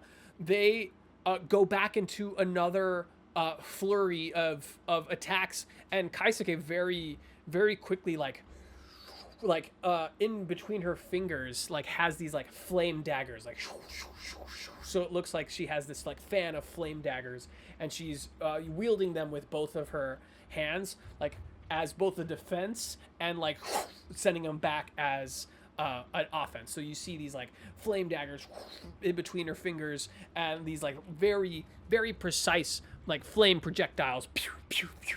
And this battle like heats up, and you are razor like focused on like that heated rock in the center of them. They're like fighting around it. Anything that you would like to check for, do? Is there any like elders like watching the match? Or Oh, yeah. Is it all? Oh yeah, students, Everyone's teachers, out here? everybody's there. Yeah, everybody's there. The elders are like at the heads of so like your teachers and like all of the elders are like at the heads of the court. So like, we're like right behind the backboard if we're thinking in like basketball terms. Like that's where they're seated. My teacher from my botany class, does he hold any status? You are in basically a military school, and he teaches botany and like herbal, so like okay, well that's if that I mean... like he's more necessary than people want to think, but he's not necessary. He doesn't have a lot of sway.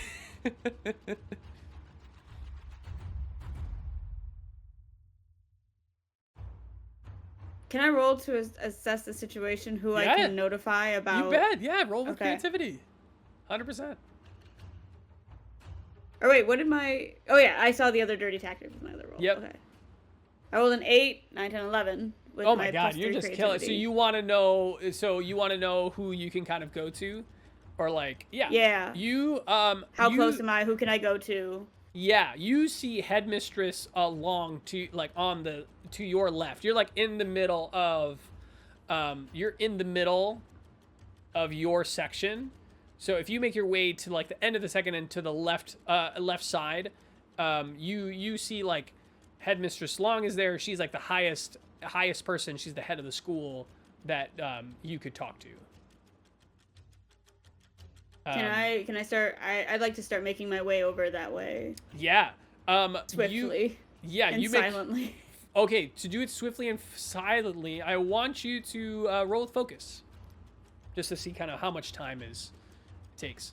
As you, Well, it was an 8. My focus is +1, so we're at a 9. A 9. Okay, so as you do it, you're like tripping over people, and like you're kind of making a commotion. You can see people like kind of making noise and grumbling or whatever, and you notice as you come to the end, like you stumble out of the stands area, and that sudden movement again catches Kaisuke off, catches Kaisuke's attention, and she like fully like, as she's dodging a firebolt, catches your eye again, and like as she turns, takes like this glancing blow to her face.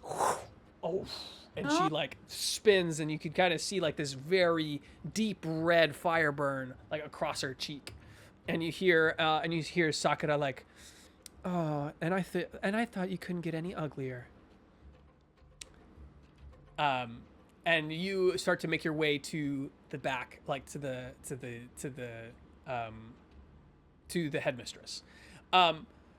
Sakura, it feels incredibly confident now. Like that's a pretty deep wound. Starts talking even more trash to Kaisuke.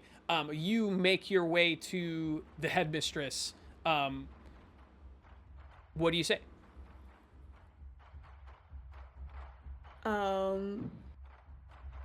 Wait, side question. Isn't Yes. Anyikai fought until one opponent burns another opponent, or are we doing fight to the death out here? It is... Because if she's successfully burned, then... That's a great lore question. I think it's to the death. Like this is like until somebody can stop fighting. Like, is that true? Is it until someone burns another person? It was like burn until Sozin, I think. Or something like that. Well, this is then it started becoming till the death, and it started becoming like no generosity. Like it looked like weakness instead of mercy. Right. I mean, this is the time of Sozin's reign. In my head lore, like this is like until somebody either yields or somebody can no longer fight. Hot. Okay, thank you. Yeah. It is very hot. Okay. Fire puns. Flameo. So, right. Headmistress Long, has she noticed me in all of this? Yeah, you like scoot your way past like this like group, this like section of teachers, and you are now like at her side. She doesn't want to like take her eyes off of the battle, so she's kind of very tall, very regal. Like her hair is in like a very tight bun. Has long, like impeccable black and red robes, and kind of almost dismisses you offhand, like buh, buh, buh, buh, buh. She turns and sees, and actually like sees who you are, and says, "Yes, what is it?" I would like to report an allegation of illegal misconduct in this current Agni Kai. You want to wait? An allegation of what? I'm sorry. You're gonna have to speak up. I can't hear you. And this is like a loud sports arena, and like so you're trying to get her attention. Meanwhile, while you're doing this, you see Sakura like clearly like Kaisuke's back is getting closer and closer to you, and that this side of the court, and Sakura is just one after another after another after another. What do you do?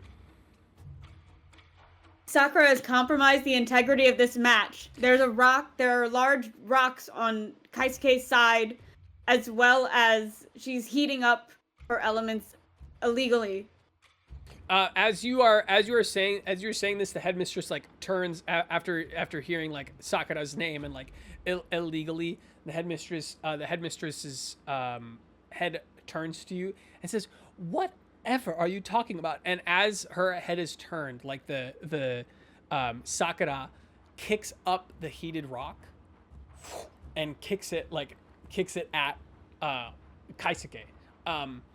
I want you to give me a focus check. I want you to give me a focus check.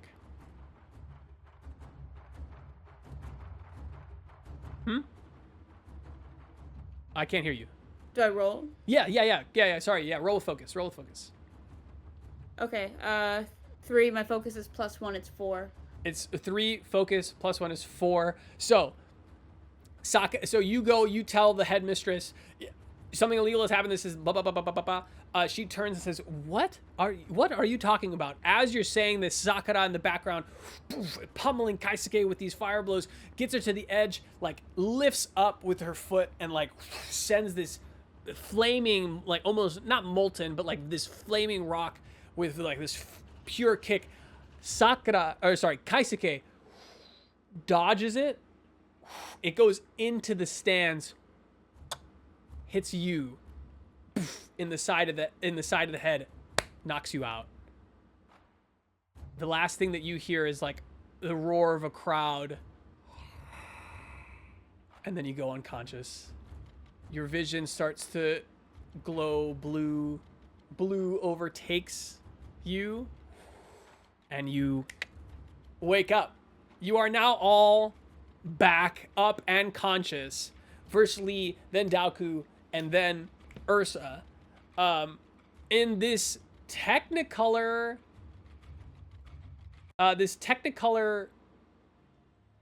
spirit dance of dragons that's happening above you. You are in the middle of this like very wind gusty orb that Lapis has created.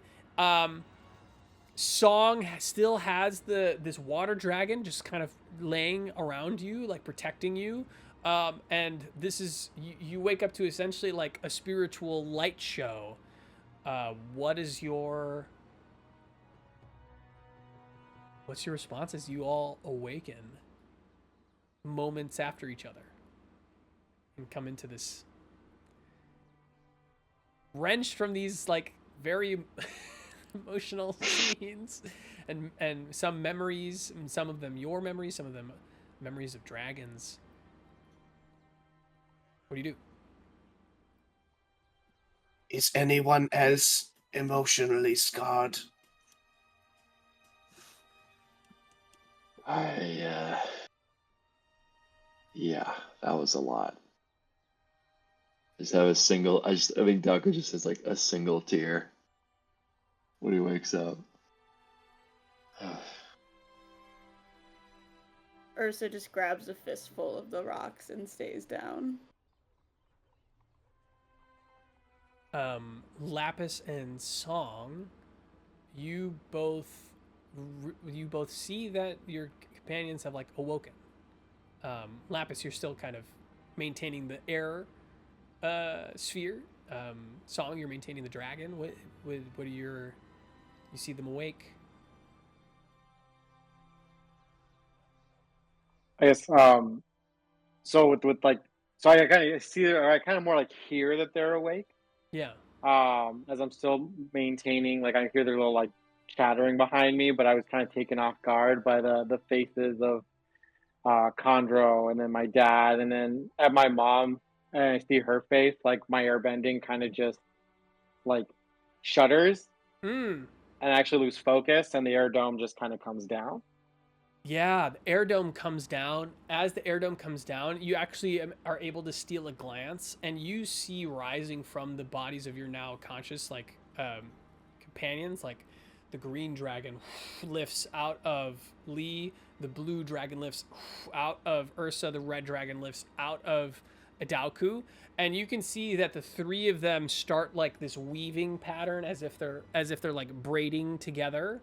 And you can see as they're braiding together, they're kind of corralling the rest of the dragons. And in this fog, the three of these the largest dragons that went into your three companions, they start to spiral into each other and merge into one. And so in this fog, all of you see the red dragon, the green dragon, the blue dragon all spin and become one gigantic, what's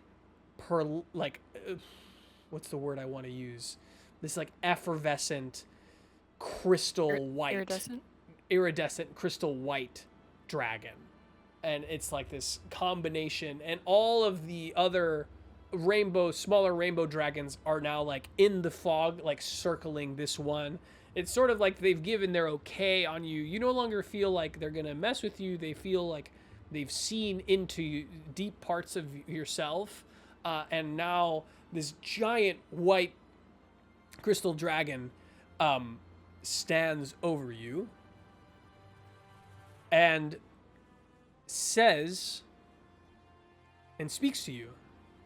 Their mouth doesn't move. This is something that each of you hear inside of your mind. And you hear, "What is a circle without its beginning? Our tallest trees reject their roots, favoring the sun and forgetting the earth. Remember, present is our only escape from our past." And with that,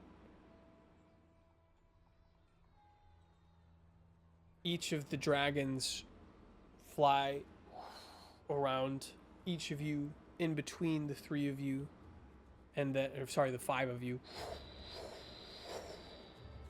And the fog retreats back, the clearing is air once again, and the lights, one by one, appear in the fog.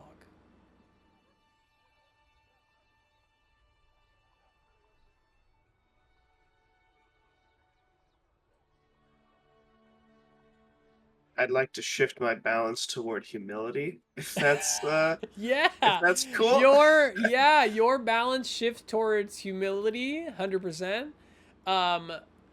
Yes, absolutely. Lapis, I'm gonna say your balance shifts towards action after like taking action to like do that dance. Daoku, your balance shifts. I'm gonna let you decide which way it goes: self-reliance or trust. Ursa, Ursa, I that memory did affect you. You know, it's not quite the end of that particular journey, and you know how that story, Ursa knows how that story ultimately ends and why it's so important. But I'll let you choose tradition or progress, which way that sends you. Song, how do you feel your balance changes in this?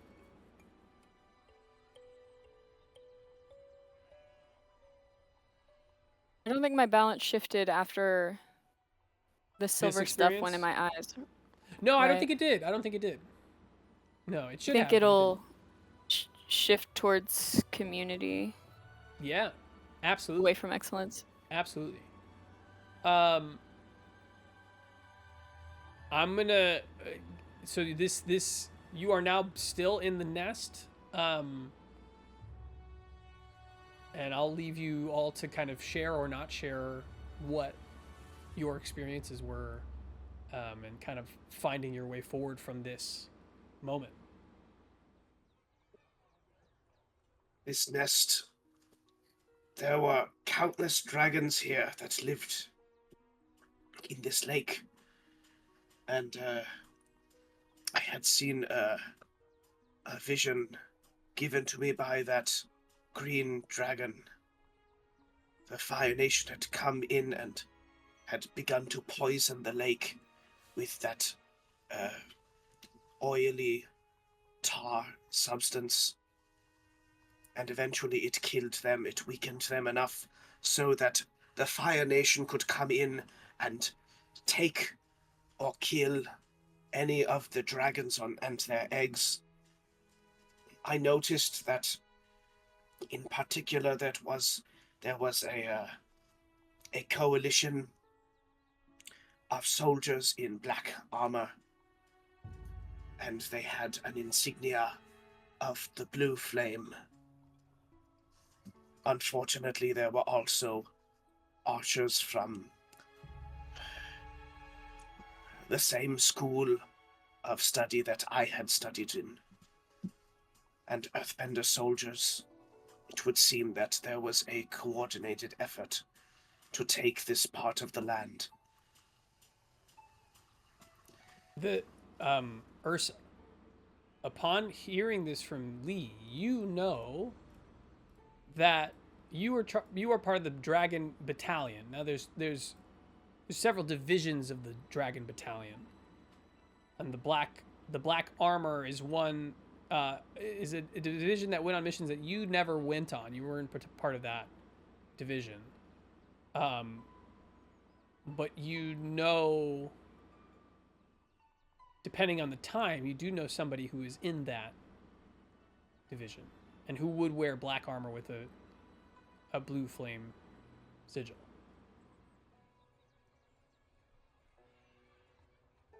So just letting you know, like, this is something that you would, that, like, hearing this story from Lee would, like, pique your interest into, and, like, you have some background knowledge of that. Yeah.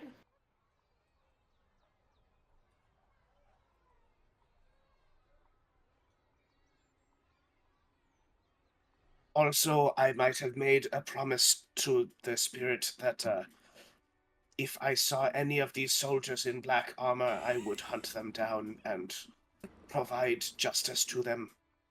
Yes, you did.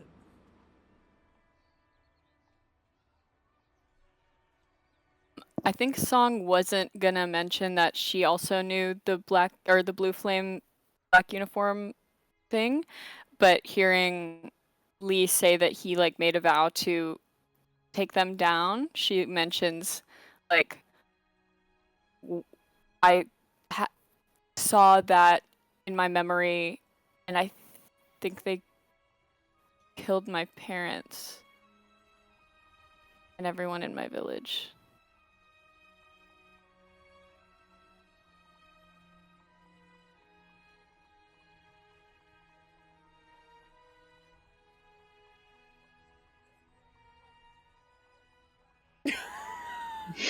Sorry, AJ's reaction's just sending me.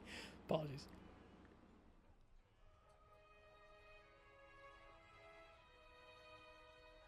Anyone else So there's have that. any things to share? This is good information to know. That at least now we know that they are not just concentrated in one area. They are wreaking havoc upon many things. I was worried for a moment that I had made a promise very recklessly and without all of the information, but this most certainly confirms that, yes, we can punish these men. Good, very good.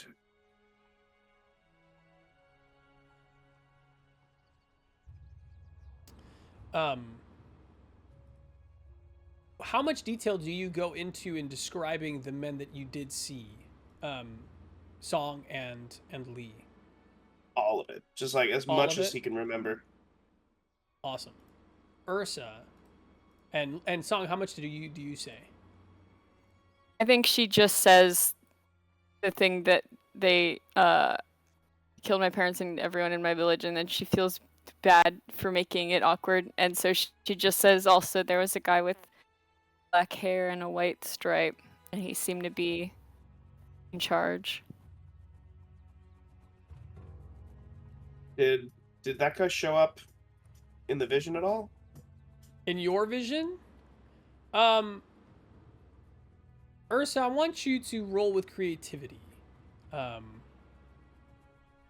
Or focus, whichever you like.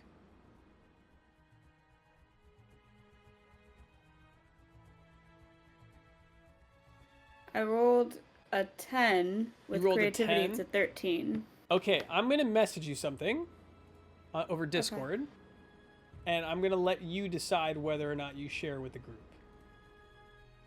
Okay.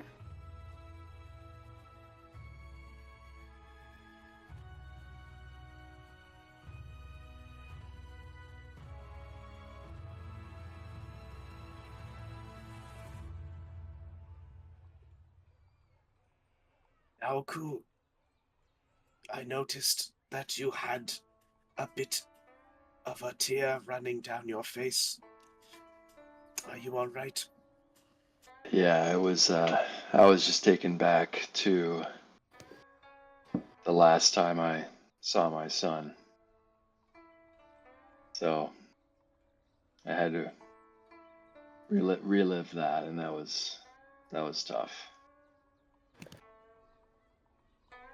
I'm not as familiar. I mean, I don't think I mean, this is kind of a meta question, Sabby. Yeah. Would I know in Royal Procession? Would I have a knowledge of this type of out? I mean, I'm sure I would know. You would know that it offhand, exists. but You would I'm know that not. it exists. Yeah, but I'm yeah, not like, you would okay, know. that's You wouldn't what I necessarily was know the thinking. operations of all of the divisions of Yeah. the Dragon Battalion, but you do know that they exist, and you are aware of like some like Those outfits. like some black ops groups, for lack of a Sure. spec ops groups. You know that. Right.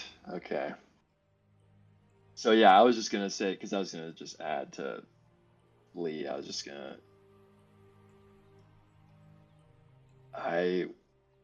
was always aware of the outfits, the black armor, the blue. You know, in my guard role. So I would say you would also know, Daoku, that the blue flame is not. So the blue flame is not like standard issues. So like the Dragon Battalion is not solely made up of people from the Temple of Azure Flame. But the blue flame is added to any armor of someone who is a part of the Temple of Azure Flame, or a student of, or like, you know, involved with. Just so you know. So it's it's a Venn diagram, but it's not like if you're in the Dragon Battalion, you automatically have an Azure.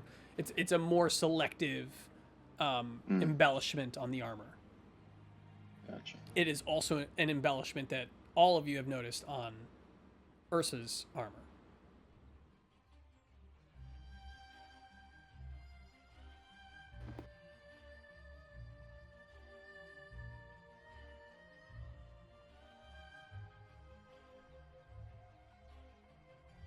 So what's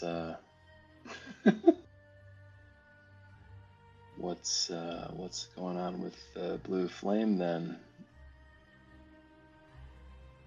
Ursa?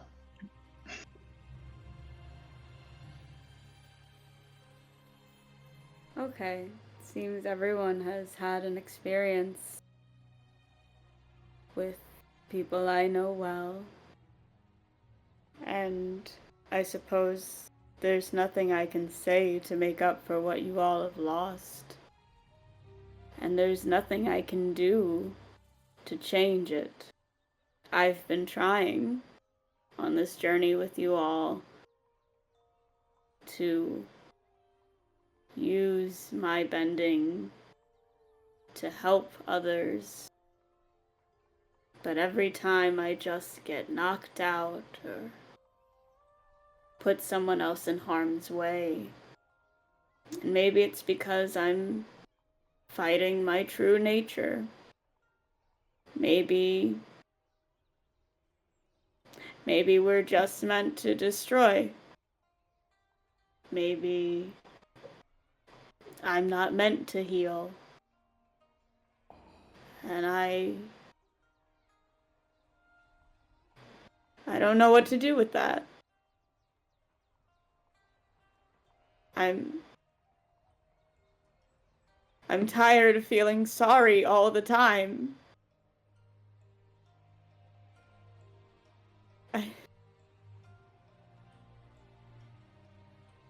I just want to go home. But it doesn't feel like that's really a place for me either. I don't really know. And I don't want to keep, you know, this wild goose chase. It feels like whatever is going on in the Fire Nation is the result of my family. And it feels like the more we uncover, the more unsure I feel about my status here in this cohort.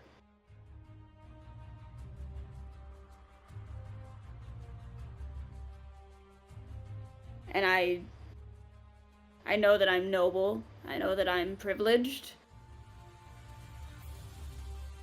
But I also know that recently I've been weak.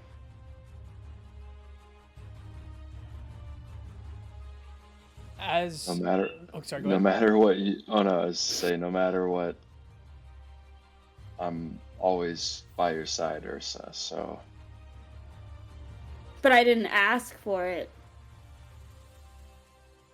I'm not just a scared little girl. That's what I've set out to prove this whole time. That's why I tried to be top of my class. That's why I trained. And you have. And yet here we are. Yeah. As you were saying, almost imperceptibly, like as you were speaking, Ursa, like Teeny, like slowly for the first time in a while, like moves, and as you say, like, oh yeah, you feel this like giant like nudge, like on your shoulder, and like this like lick, like soft lick, on your armor, and then Teeny kind of just kind of plops back down in the midst of you all.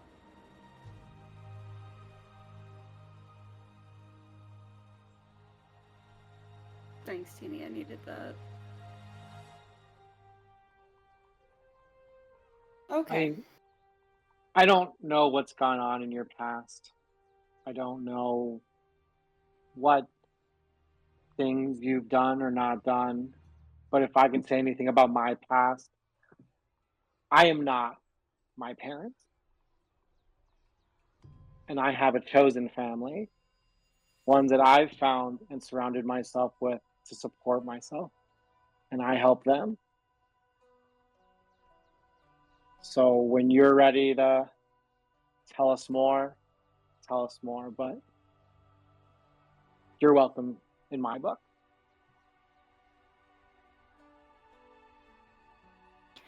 Song says, family is who you spend time with. So.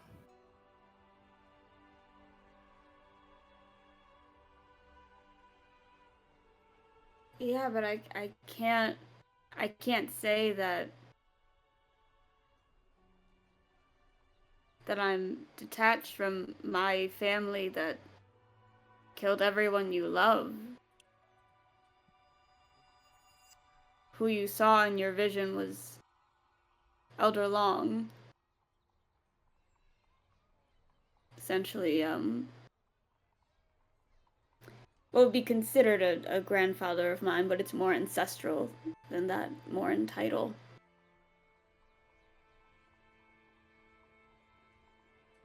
All we can do is just what we have in front of us.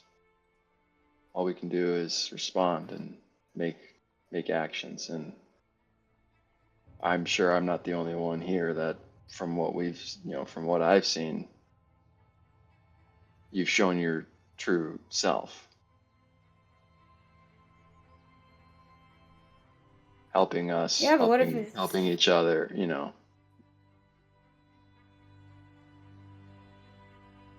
What if it isn't enough?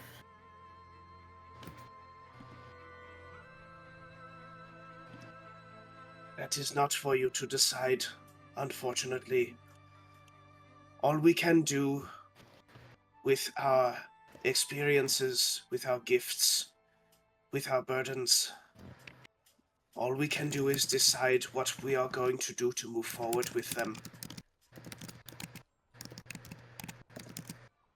So I ask you then, Ursa, what are you going to do? Are you going to see yourself as weak? Or are you going to move forward and try and make things right, despite your history, your family? Because you have something that they did not. You have us.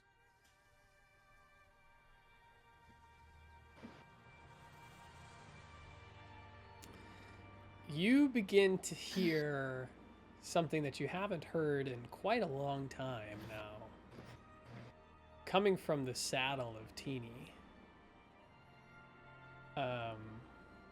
And you hear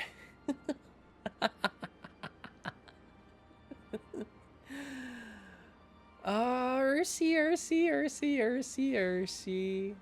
And you see the face of Yoshi kind of creep over the saddle. I know your handiwork.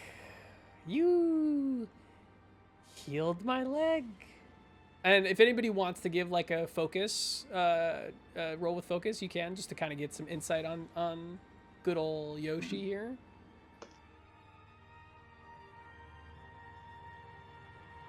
Twelve. 12. Man seems delirious. Man seems like even more, not necessarily off his rocker, but like he doesn't, there's something off about him.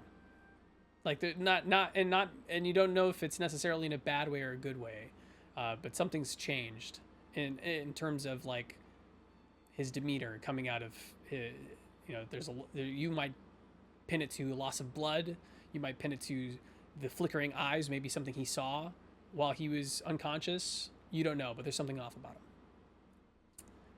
him.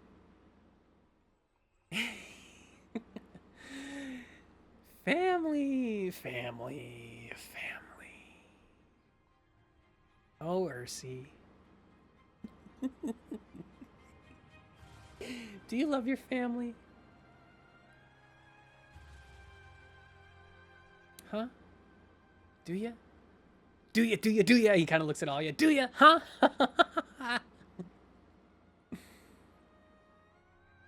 Well?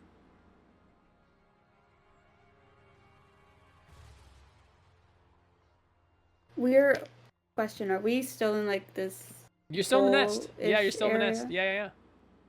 Is there anything outside of the nest? I mean, it's like a sheer drop from the nest. And like at the back of the nest, there's like the mountain. But it's like, I would say probably from like from the top of the bowl. Like if you were to throw somebody out of the nest, it'd be like a 10-foot drop probably. It's not a terrible drop. It's a drop. Ursa starts to walk towards the ledge.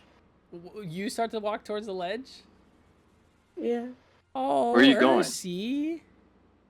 Ursi, you're not going to answer my question. Quiet with your insufferable musings. Oh, Dookie. Dookie Daoku, Ursa. I would think that you'd want to know. Come talk to me, Ursa.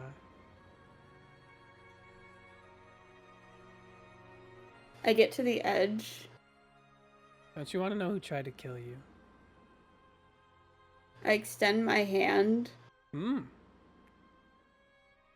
And can I roll for a bend? What are you trying to do? I want like a fire stream to whip back and grab Yoshi by the throat and Like launch him? put him right up on the ledge with me. You want to fire whip him like a Balrog in Lord of the Rings? I haven't seen it, but I imagine so. That's exactly what he does. Do you hear Yoshi before you decide to do this? Do you hear Yoshi in what he's saying? And I can hear him. you can hear him. You decide to do this anyway? Yeah. Can I try to stop her? I will. So you see her put her hand out. I will say let's do this as this is a D&D mechanic, but there's really nothing unless you two want to fight each other, but I think I want to do this as like a contested focus. I'm not trying to fight her. I'm just kind of trying to Yeah. So I will say kind of this. grab her hand like Since you've whoa. Yeah. Since you've never done this fire whip maneuver before, right, Ursa? You've never done this before, I would imagine. I'm gonna say you roll with passion. It's like fire stream, which would be but it's Yeah, I'm gonna say you're using your bending in a very Roll with unique passion. way that's outside of your stole. I'm gonna say you roll with passion, and I'm gonna say a song to stop. Roll with focus. And I roll 11. My passion is 0, so I roll 11. 11. So on a 11 or higher, what do you get? Song. You're 5. past 5 on a +3. Yeah. Okay. So what we see is Wait, +3. Don't you get a +3 on your focus? +2. Oh, +2. Sorry, my apologies. So what we see is a hand reach out. Ursa, you turn back and fire whip. We see this string of blue fire come across. Ursa, you bend water to try to like intercept it. It misses. Like your stream of water just misses by. Actually, just for some flavor, I'm just gonna say like your water dragon like tries to leap up and just barely misses this blue fire whip. Your fire whip singes Yoshi around his neck, and it like the way that it moves him is that it burns into his neck and like latches there and then pulls him to you, and you hear and as he's like pulled all the way to you, and he's now with you at the end and just screaming and you can the fire kind of goes further and kind of like touches his larynx, and you can hear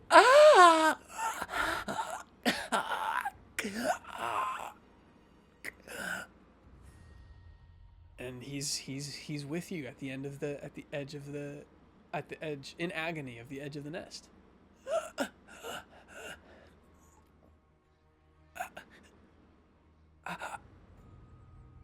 What do you do?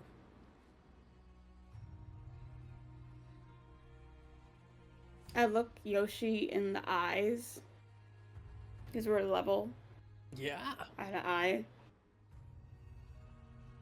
I say, this is who I am. And I step off. You step off the nest? Ooh! Like the 10-foot drop off the nest? Is this like a self? Okay. What do you guys do? I'm sprinting. I'm trying to. Yeah. Yeah, I'm trying to launch after. Yeah. I'm also gonna roll. And I'd like to grab. I thought she Teeny, was just gonna- or like call Teeny, and like I jump off, and like Teeny's barreling to like catch me to go like chase them down. Yeah. So it's a short-ish fall, but it would hurt you. Like it's like a one-story. Like this is maybe like off the second story, right? There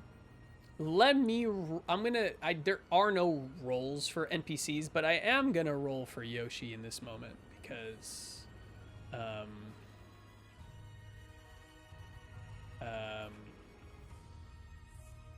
okay, online dice. Sorry. Oh god, that is not what I wanted. Okay, so I want anybody who wants to stop Ursa from hitting the ground to roll with either focus or passion. And honestly, since this is saving, I will also allow harmony.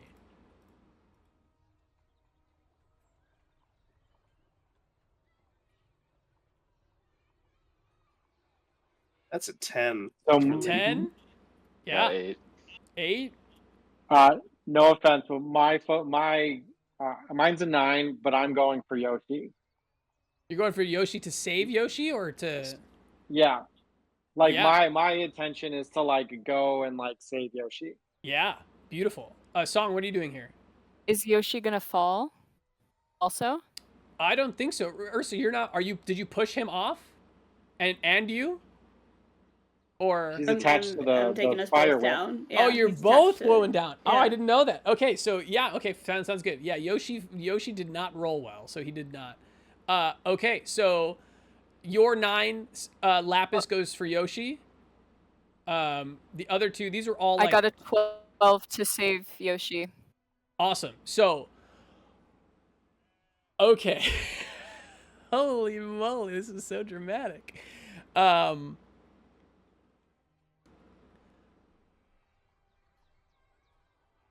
Here's what I'll say. The whip goes back, barely avoiding the dragon. Singe. Yoshi's pulled forward. This is who I am, Ursa. You push Yoshi off. He's cackling mid-sentence, which nobody hears what he is saying. Mid-sentence, as he's about to say something to you, Ursa, you push him off. And you go with. Immediately. She stepped off. She stepped off, sorry. I stepped off. I don't push him, so it's like if he's you back step here, off and pull him? I whipped him here, and I step off, and we fall. Okay. He's whipped, I don't push. That's not a thing. Gotcha. So you whip him over the edge. Immediately, you spring into action. Daoku, what did you roll again? 8. 8? And what did you roll, Lee? Got a 10. 10? Okay. I'm gonna say both of you combined in your efforts, you're able to. I'm gonna say Daoku, you're able to run and sprint and like over the edge, like you're able to grab Ursa's ankle before she gets any further. But you, on an 8, you jumped so far that like you are also tumbling down now. Lee, I'm gonna say with your 10, you're able to fire an arrow that pins Daoku's like pants to the nest and anchors him there, and you're able to like get to him and like pull him back up.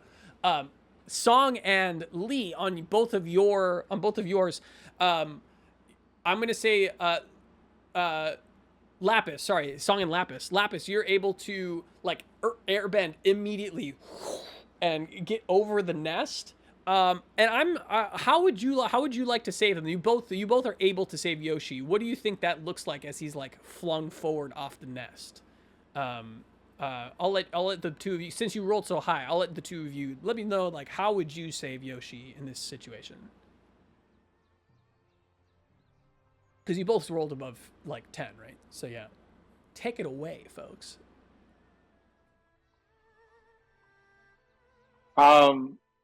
I think I'm kind of similar to Daoku, so like I airbend it and like go to like swan dive after him.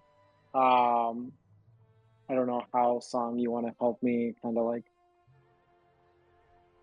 Yeah, I was thinking of kind of instead of like making like a water lasso type thing to like cancel out the fire whip that I guess maybe ensconces both of you.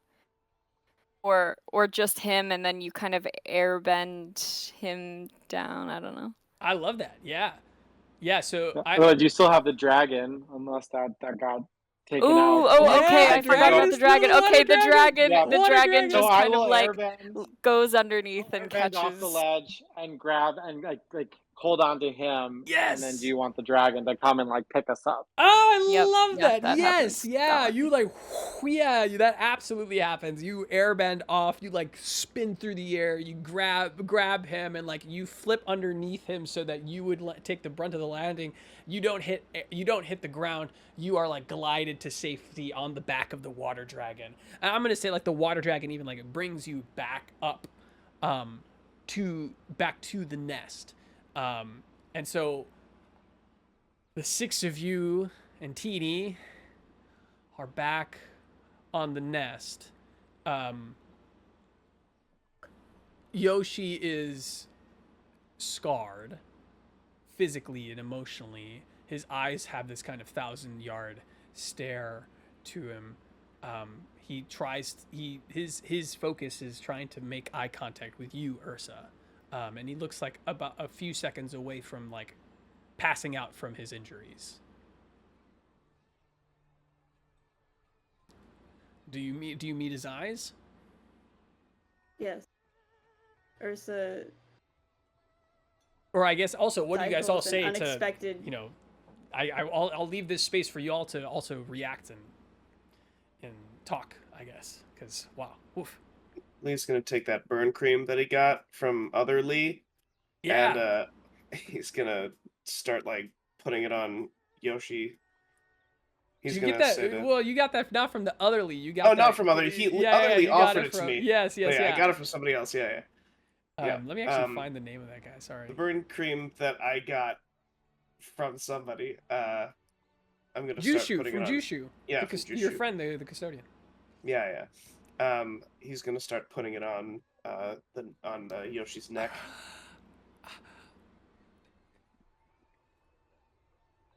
Yoshi looks at you Why as you're did putting the cream on him, and he says, Thank you, thank you. We are not monsters.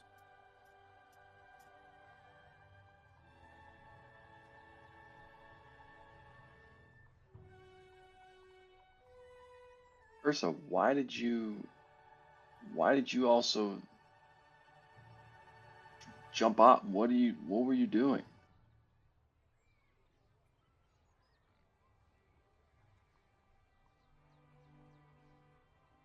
Just felt right. I can't lose you. I wouldn't get attached so easily.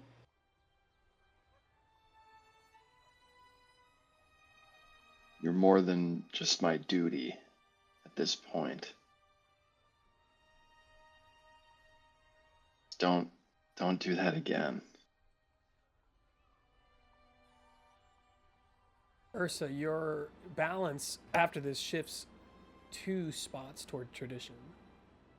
Oh man, I'm at -2.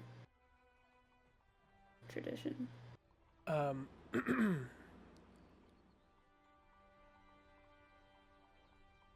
Yoshi turns to you, Ursa,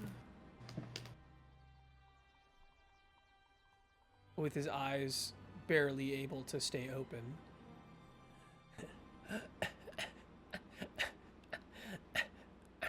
With this, you don't know if he's sobbing or laughing, and his voice has been damaged.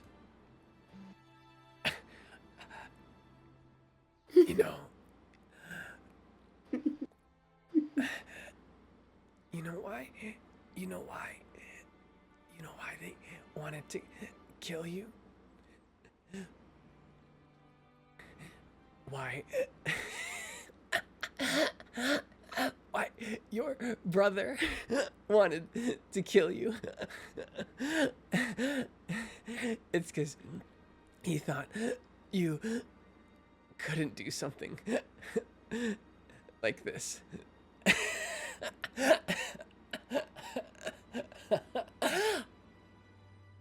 And then he loses consciousness.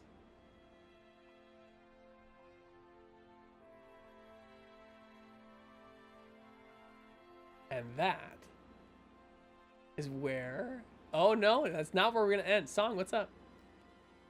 I think as Yoshi loses consciousness, Yeah. she's like near him. I think she looks over her shoulder at Ursa and says, "Thought you were different. I won't make that mistake again." Ooh. Song. That's gonna shift your balance away from community.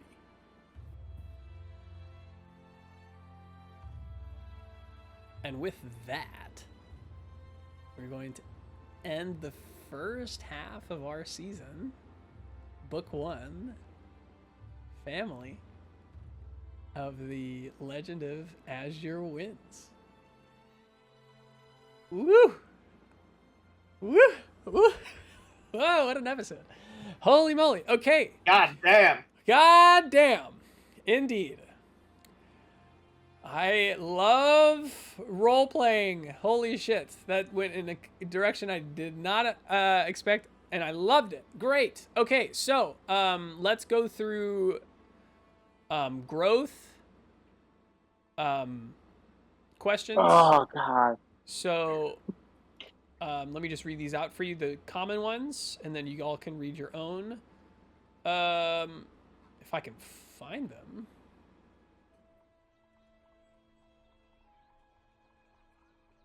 Cat, I was playing with that line. I was so playing with that line. I was just wanted to throw the like, I thought you were different, Did or you? so much for Yeah. being different. Did you learn something challenging, exciting, or complicated about the world? I'd say absolutely. Did you stop a dangerous threat or solve a community problem? Did you guide a companion toward balance or end the session at your center? I think there's going to be a lot of guiding towards balance in our next episode. But I don't, answer those as you see fit. As you Wait, know, what were they again? As you know, I don't police these. Did you learn something challenging, exciting, or complicated about the world? Did you stop a dangerous threat or solve a community problem? Did you guide a companion towards balance or end the session at your center? And then you also have your own, like on the second sheet of your characters. So like for a song, it's did you express gratitude to a companion for their presence, support, or teaching? So there's all of you have those on the second page of your. So you can potentially get 4 checks for growth. Okay, I also want to decompress as this is a very emotionally heavy. So I just want to kind of check in with each person. I do want to do like bond changes. I also want to do like, how does your character like, what bond changes does your character feel, and also any like personal thoughts that you have. Let's start with Lee. Go ahead, Lee, with any like. Yeah. So I think I like to start with NPCs and then go to the party. Yeah. So as far as like his relationship with the world goes, Lee is very disillusioned with the Fire Nation, like even more than he already was. He's very like, come on, guys, like, especially, and like I don't know, it feels a lot more connected with the dragons, and like yeah, with spirits and stuff. I don't think he's been very spiritual. I think he's like kind of respectful, but like hasn't had a connection with spirits until now. And now he's like, oh, I got this. And then as far as the party goes, with Lapis, I don't think there's too many changes. I think Lee has always. I think Lee, I don't know, maybe at least sees Lapis kind of more as like more stable than when he first met Lapis. Mm-hmm. Where he's like, okay, I can rely on this guy now. Yeah. And with Song, I think like every time Lee sees Song bend, he gets like a little more intimidated. Yeah. And he's like, wow, she made a fucking dragon out of water. He's like, I didn't even realize that like water bending could be that precise. It's like I always thought it was just like you make ice. Or like the Abyss, you Yeah. make like the Abyss animation. Yeah. It's about as advanced as it gets. Right? Yeah. He was like, but that was like detailed. Yeah. Love it. I think with Daoku, Lee is like forming this like kind of respectful, like almost like war buddy bond. At least in his mind. I don't know how Daoku feels, but like especially in that last sequence when they basically worked in tandem with each other, where Lee like in Lee's mind, Lee's like, I can't run that fast. Daoku can run that fast, and I can cover him.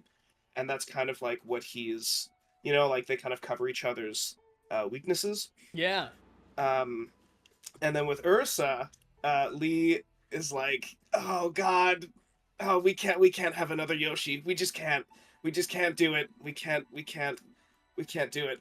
And I think he's like, if I have room for another protege, I will 100% take on Ursa. Oh yeah. As another protege. He's like, because she needs some healing. Oh yeah. But yeah, that's Lee. Awesome. Let's go Daoku. Actually, sorry, I'm gonna save you for later, because this was a pretty wild session for you. So I'll let you. Nah, fuck it. Go ahead, Daoku. It's fine. Sure. Yeah. Yeah, I mean, so what's the order? you like to do? You can say like what just how like your bond changes essentially, like how your character Yeah. is feeling about their relationship, if any relationship of theirs between them and the other party members or other people in the world, or their experience with the world has changed at all, and how. Yeah. Yeah. Well, of course, yeah. Reliving that sequence was really tough for Daoku, and I think so to me it's my like a lot of my changes are kind of like really embedded just kind of in what was like I feel like a lot of what was happening just in the story as it was unfolding. So like for example, like to talk about the bond with, let's say obviously the biggest would be Ursa. I think for Daoku it's, after reliving that moment in memory, and then coming out of it, and then immediately seeing a very self-destructive type of move happen in the person that like he is doubly tasked with in terms of not only like duty but also like also just she's royal, she's big time, and royalty and everything, so it's like I have all the things in my not necessarily royalty, but like high status and just whatever, in the vicinity, and very influential, and so it's like a very important figure to keep safe, and it's like the honor of my entire like family when I really think about it. I think it's just very I think it's just gonna be very tenuous, I think is what it is with Ursa. I'm still kind of duty bound, and so I think compared 100%. To the other characters, that's where this kind of will really 100%. Start to introduce some strife. So like this also then leads to, okay, what's my bond thing with Song, Lapis, right? So I saw them be more kind of how they were responding was just more of a aloof, in my perspective, of a response, like to the first moment of when the dragon, fairies were headed towards us, and then to see, like with Song saying that line, it kind of, I think in Daoku it makes it, he's now notched Song as like gonna keep a tab on her, because she might be coming after Ursa in some fashion. So that has been reduced, I think a little bit more so with Song, but then obviously Lapis a little bit. I'd say just a tiny bit lower, I'd say, because of just like him in that moment witnessing how people were responding to it. I would think is he's not psyched about that, he's like, right. Come on, y'all, like we gotta defend and stand ground, whatever. So anyway, and then very similar to what Lee said in terms of that bond change. I was thinking exactly the arrow shot and sequence, and we've continued to kind of have these 1-2 moments, I feel like, and I think it for Daoku it makes sense, because it's just like he's also more of an elder, and Daoku's all about loyalty, duty, respect, respecting the elders, tradition, all these things. So it's like I just feel like it's just slightly probably increased with Lee, 100%. the master archer, dude. Awesome, man. Lapis, bond changes. I'm still working through mine. Okay, Song, or do you want me to skip you? No, I'll just come back to me really quick. Okay, Song, go ahead. Song, any bond changes? No.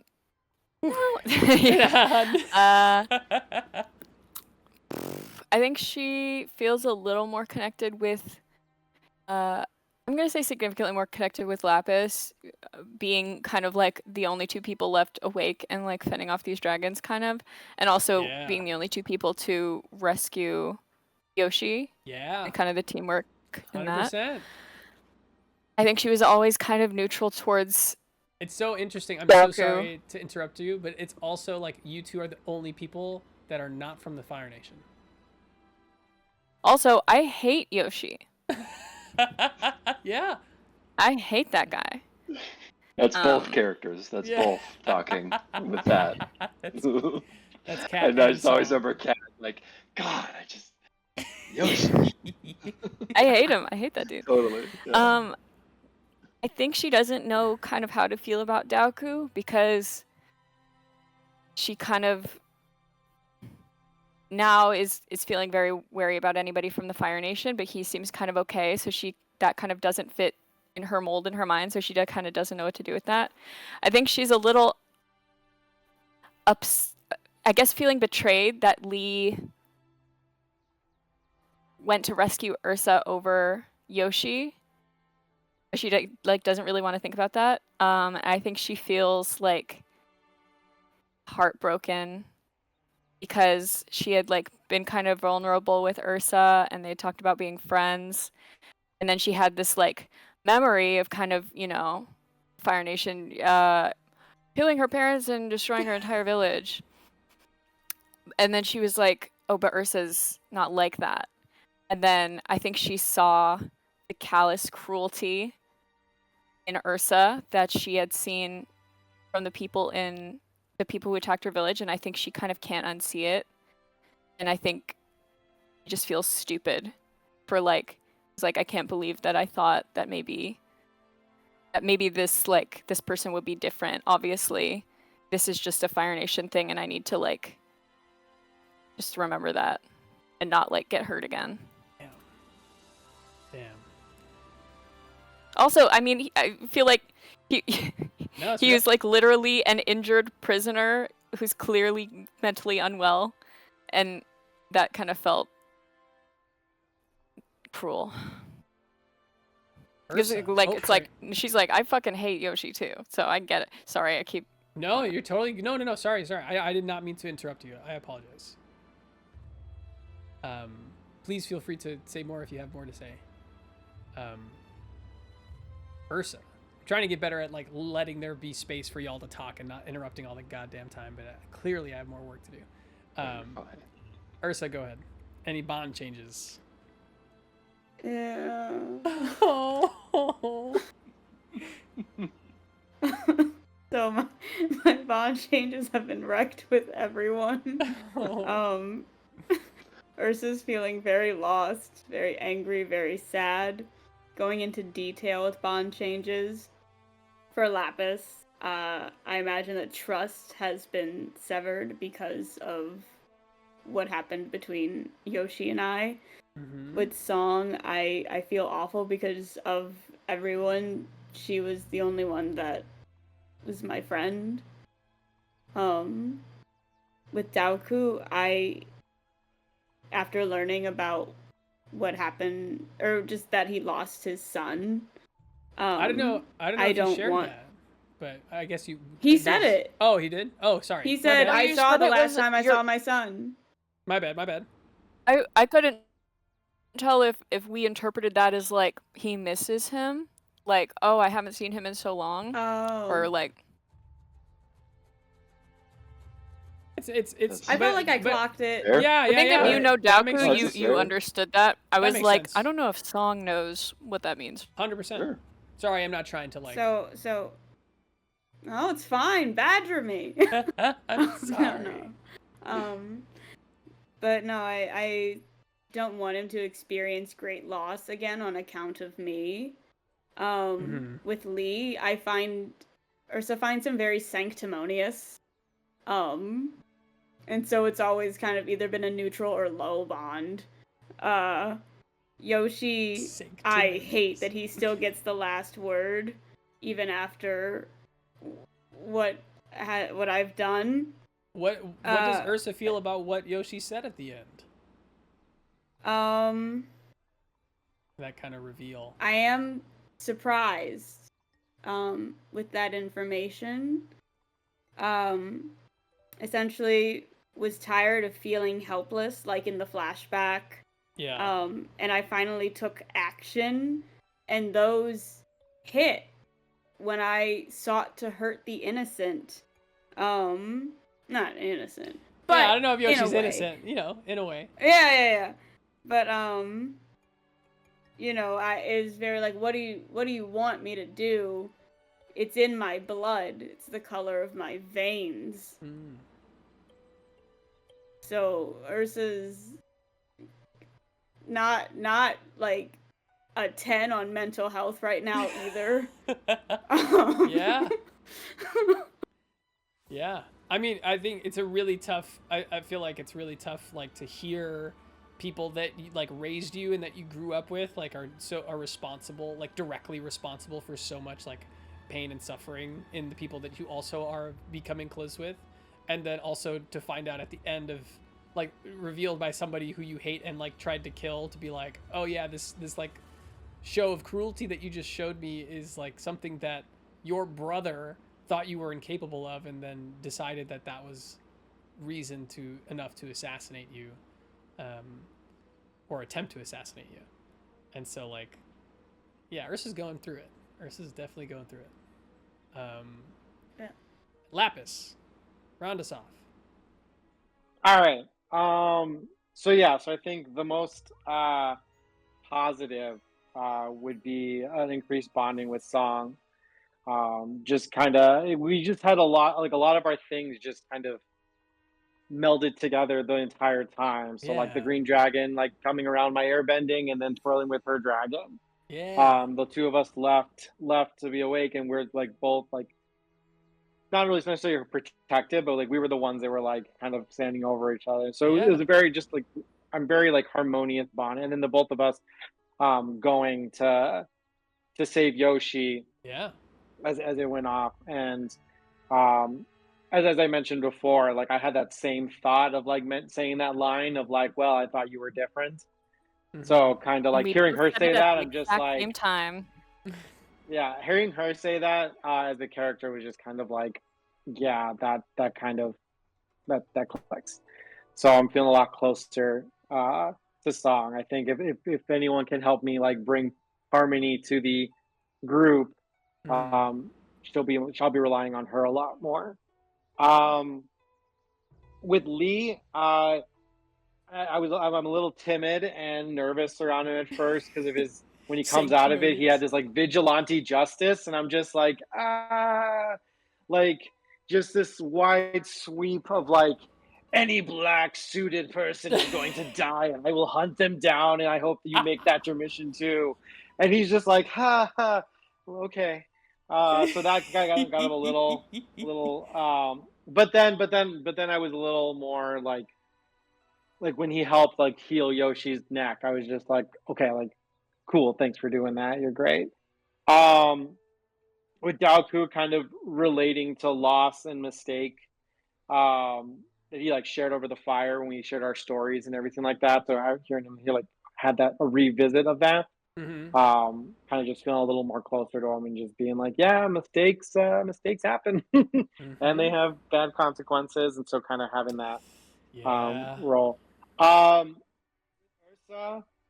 kind of starting out with the like when she was feeling helpless and everything like that, and like I'm with my family and everything, I was kind of starting to like think of like, oh, like I'm gonna help her, and like I'll like together we can like learn about forgiveness, and like, you know, we aren't our, you know, so it's kind of feel like, oh, like this is a kindred person who maybe doesn't have a good relationship with their family, but then just gets like knocked off, where I'm like, it's in shock and just like, how could you do this? Like we were just all supporting each other, and now you're like, peace out, and then like take Yoshi with you. So just a little more. It's gonna be like Ursa said, like that breaking of trust. It's gonna be a little harder to. Well, for me, my balance are forgiveness and action, and so it's gonna be a little hard. Yeah, I'm just. It's another thing where like I'm like, now I have someone else that I have to try to forgive before I, you know, contemplate action. So those are my immediate ones. But I feel like as I'm like sitting here thinking about it, I have like so many other emotions and like interpretations of things. 100%. So 100%. Also, I didn't get a spirit journey, and I'm a little upset. Well, not yet. Sorry. Feeling like Toph over here. Yeah. Yeah. You don't. You're none for Lapis wieners. Okay, we're gonna end it there. I'm gonna end the recording there. Thank you so much for watching. Everybody wave goodbye. But all right, bye.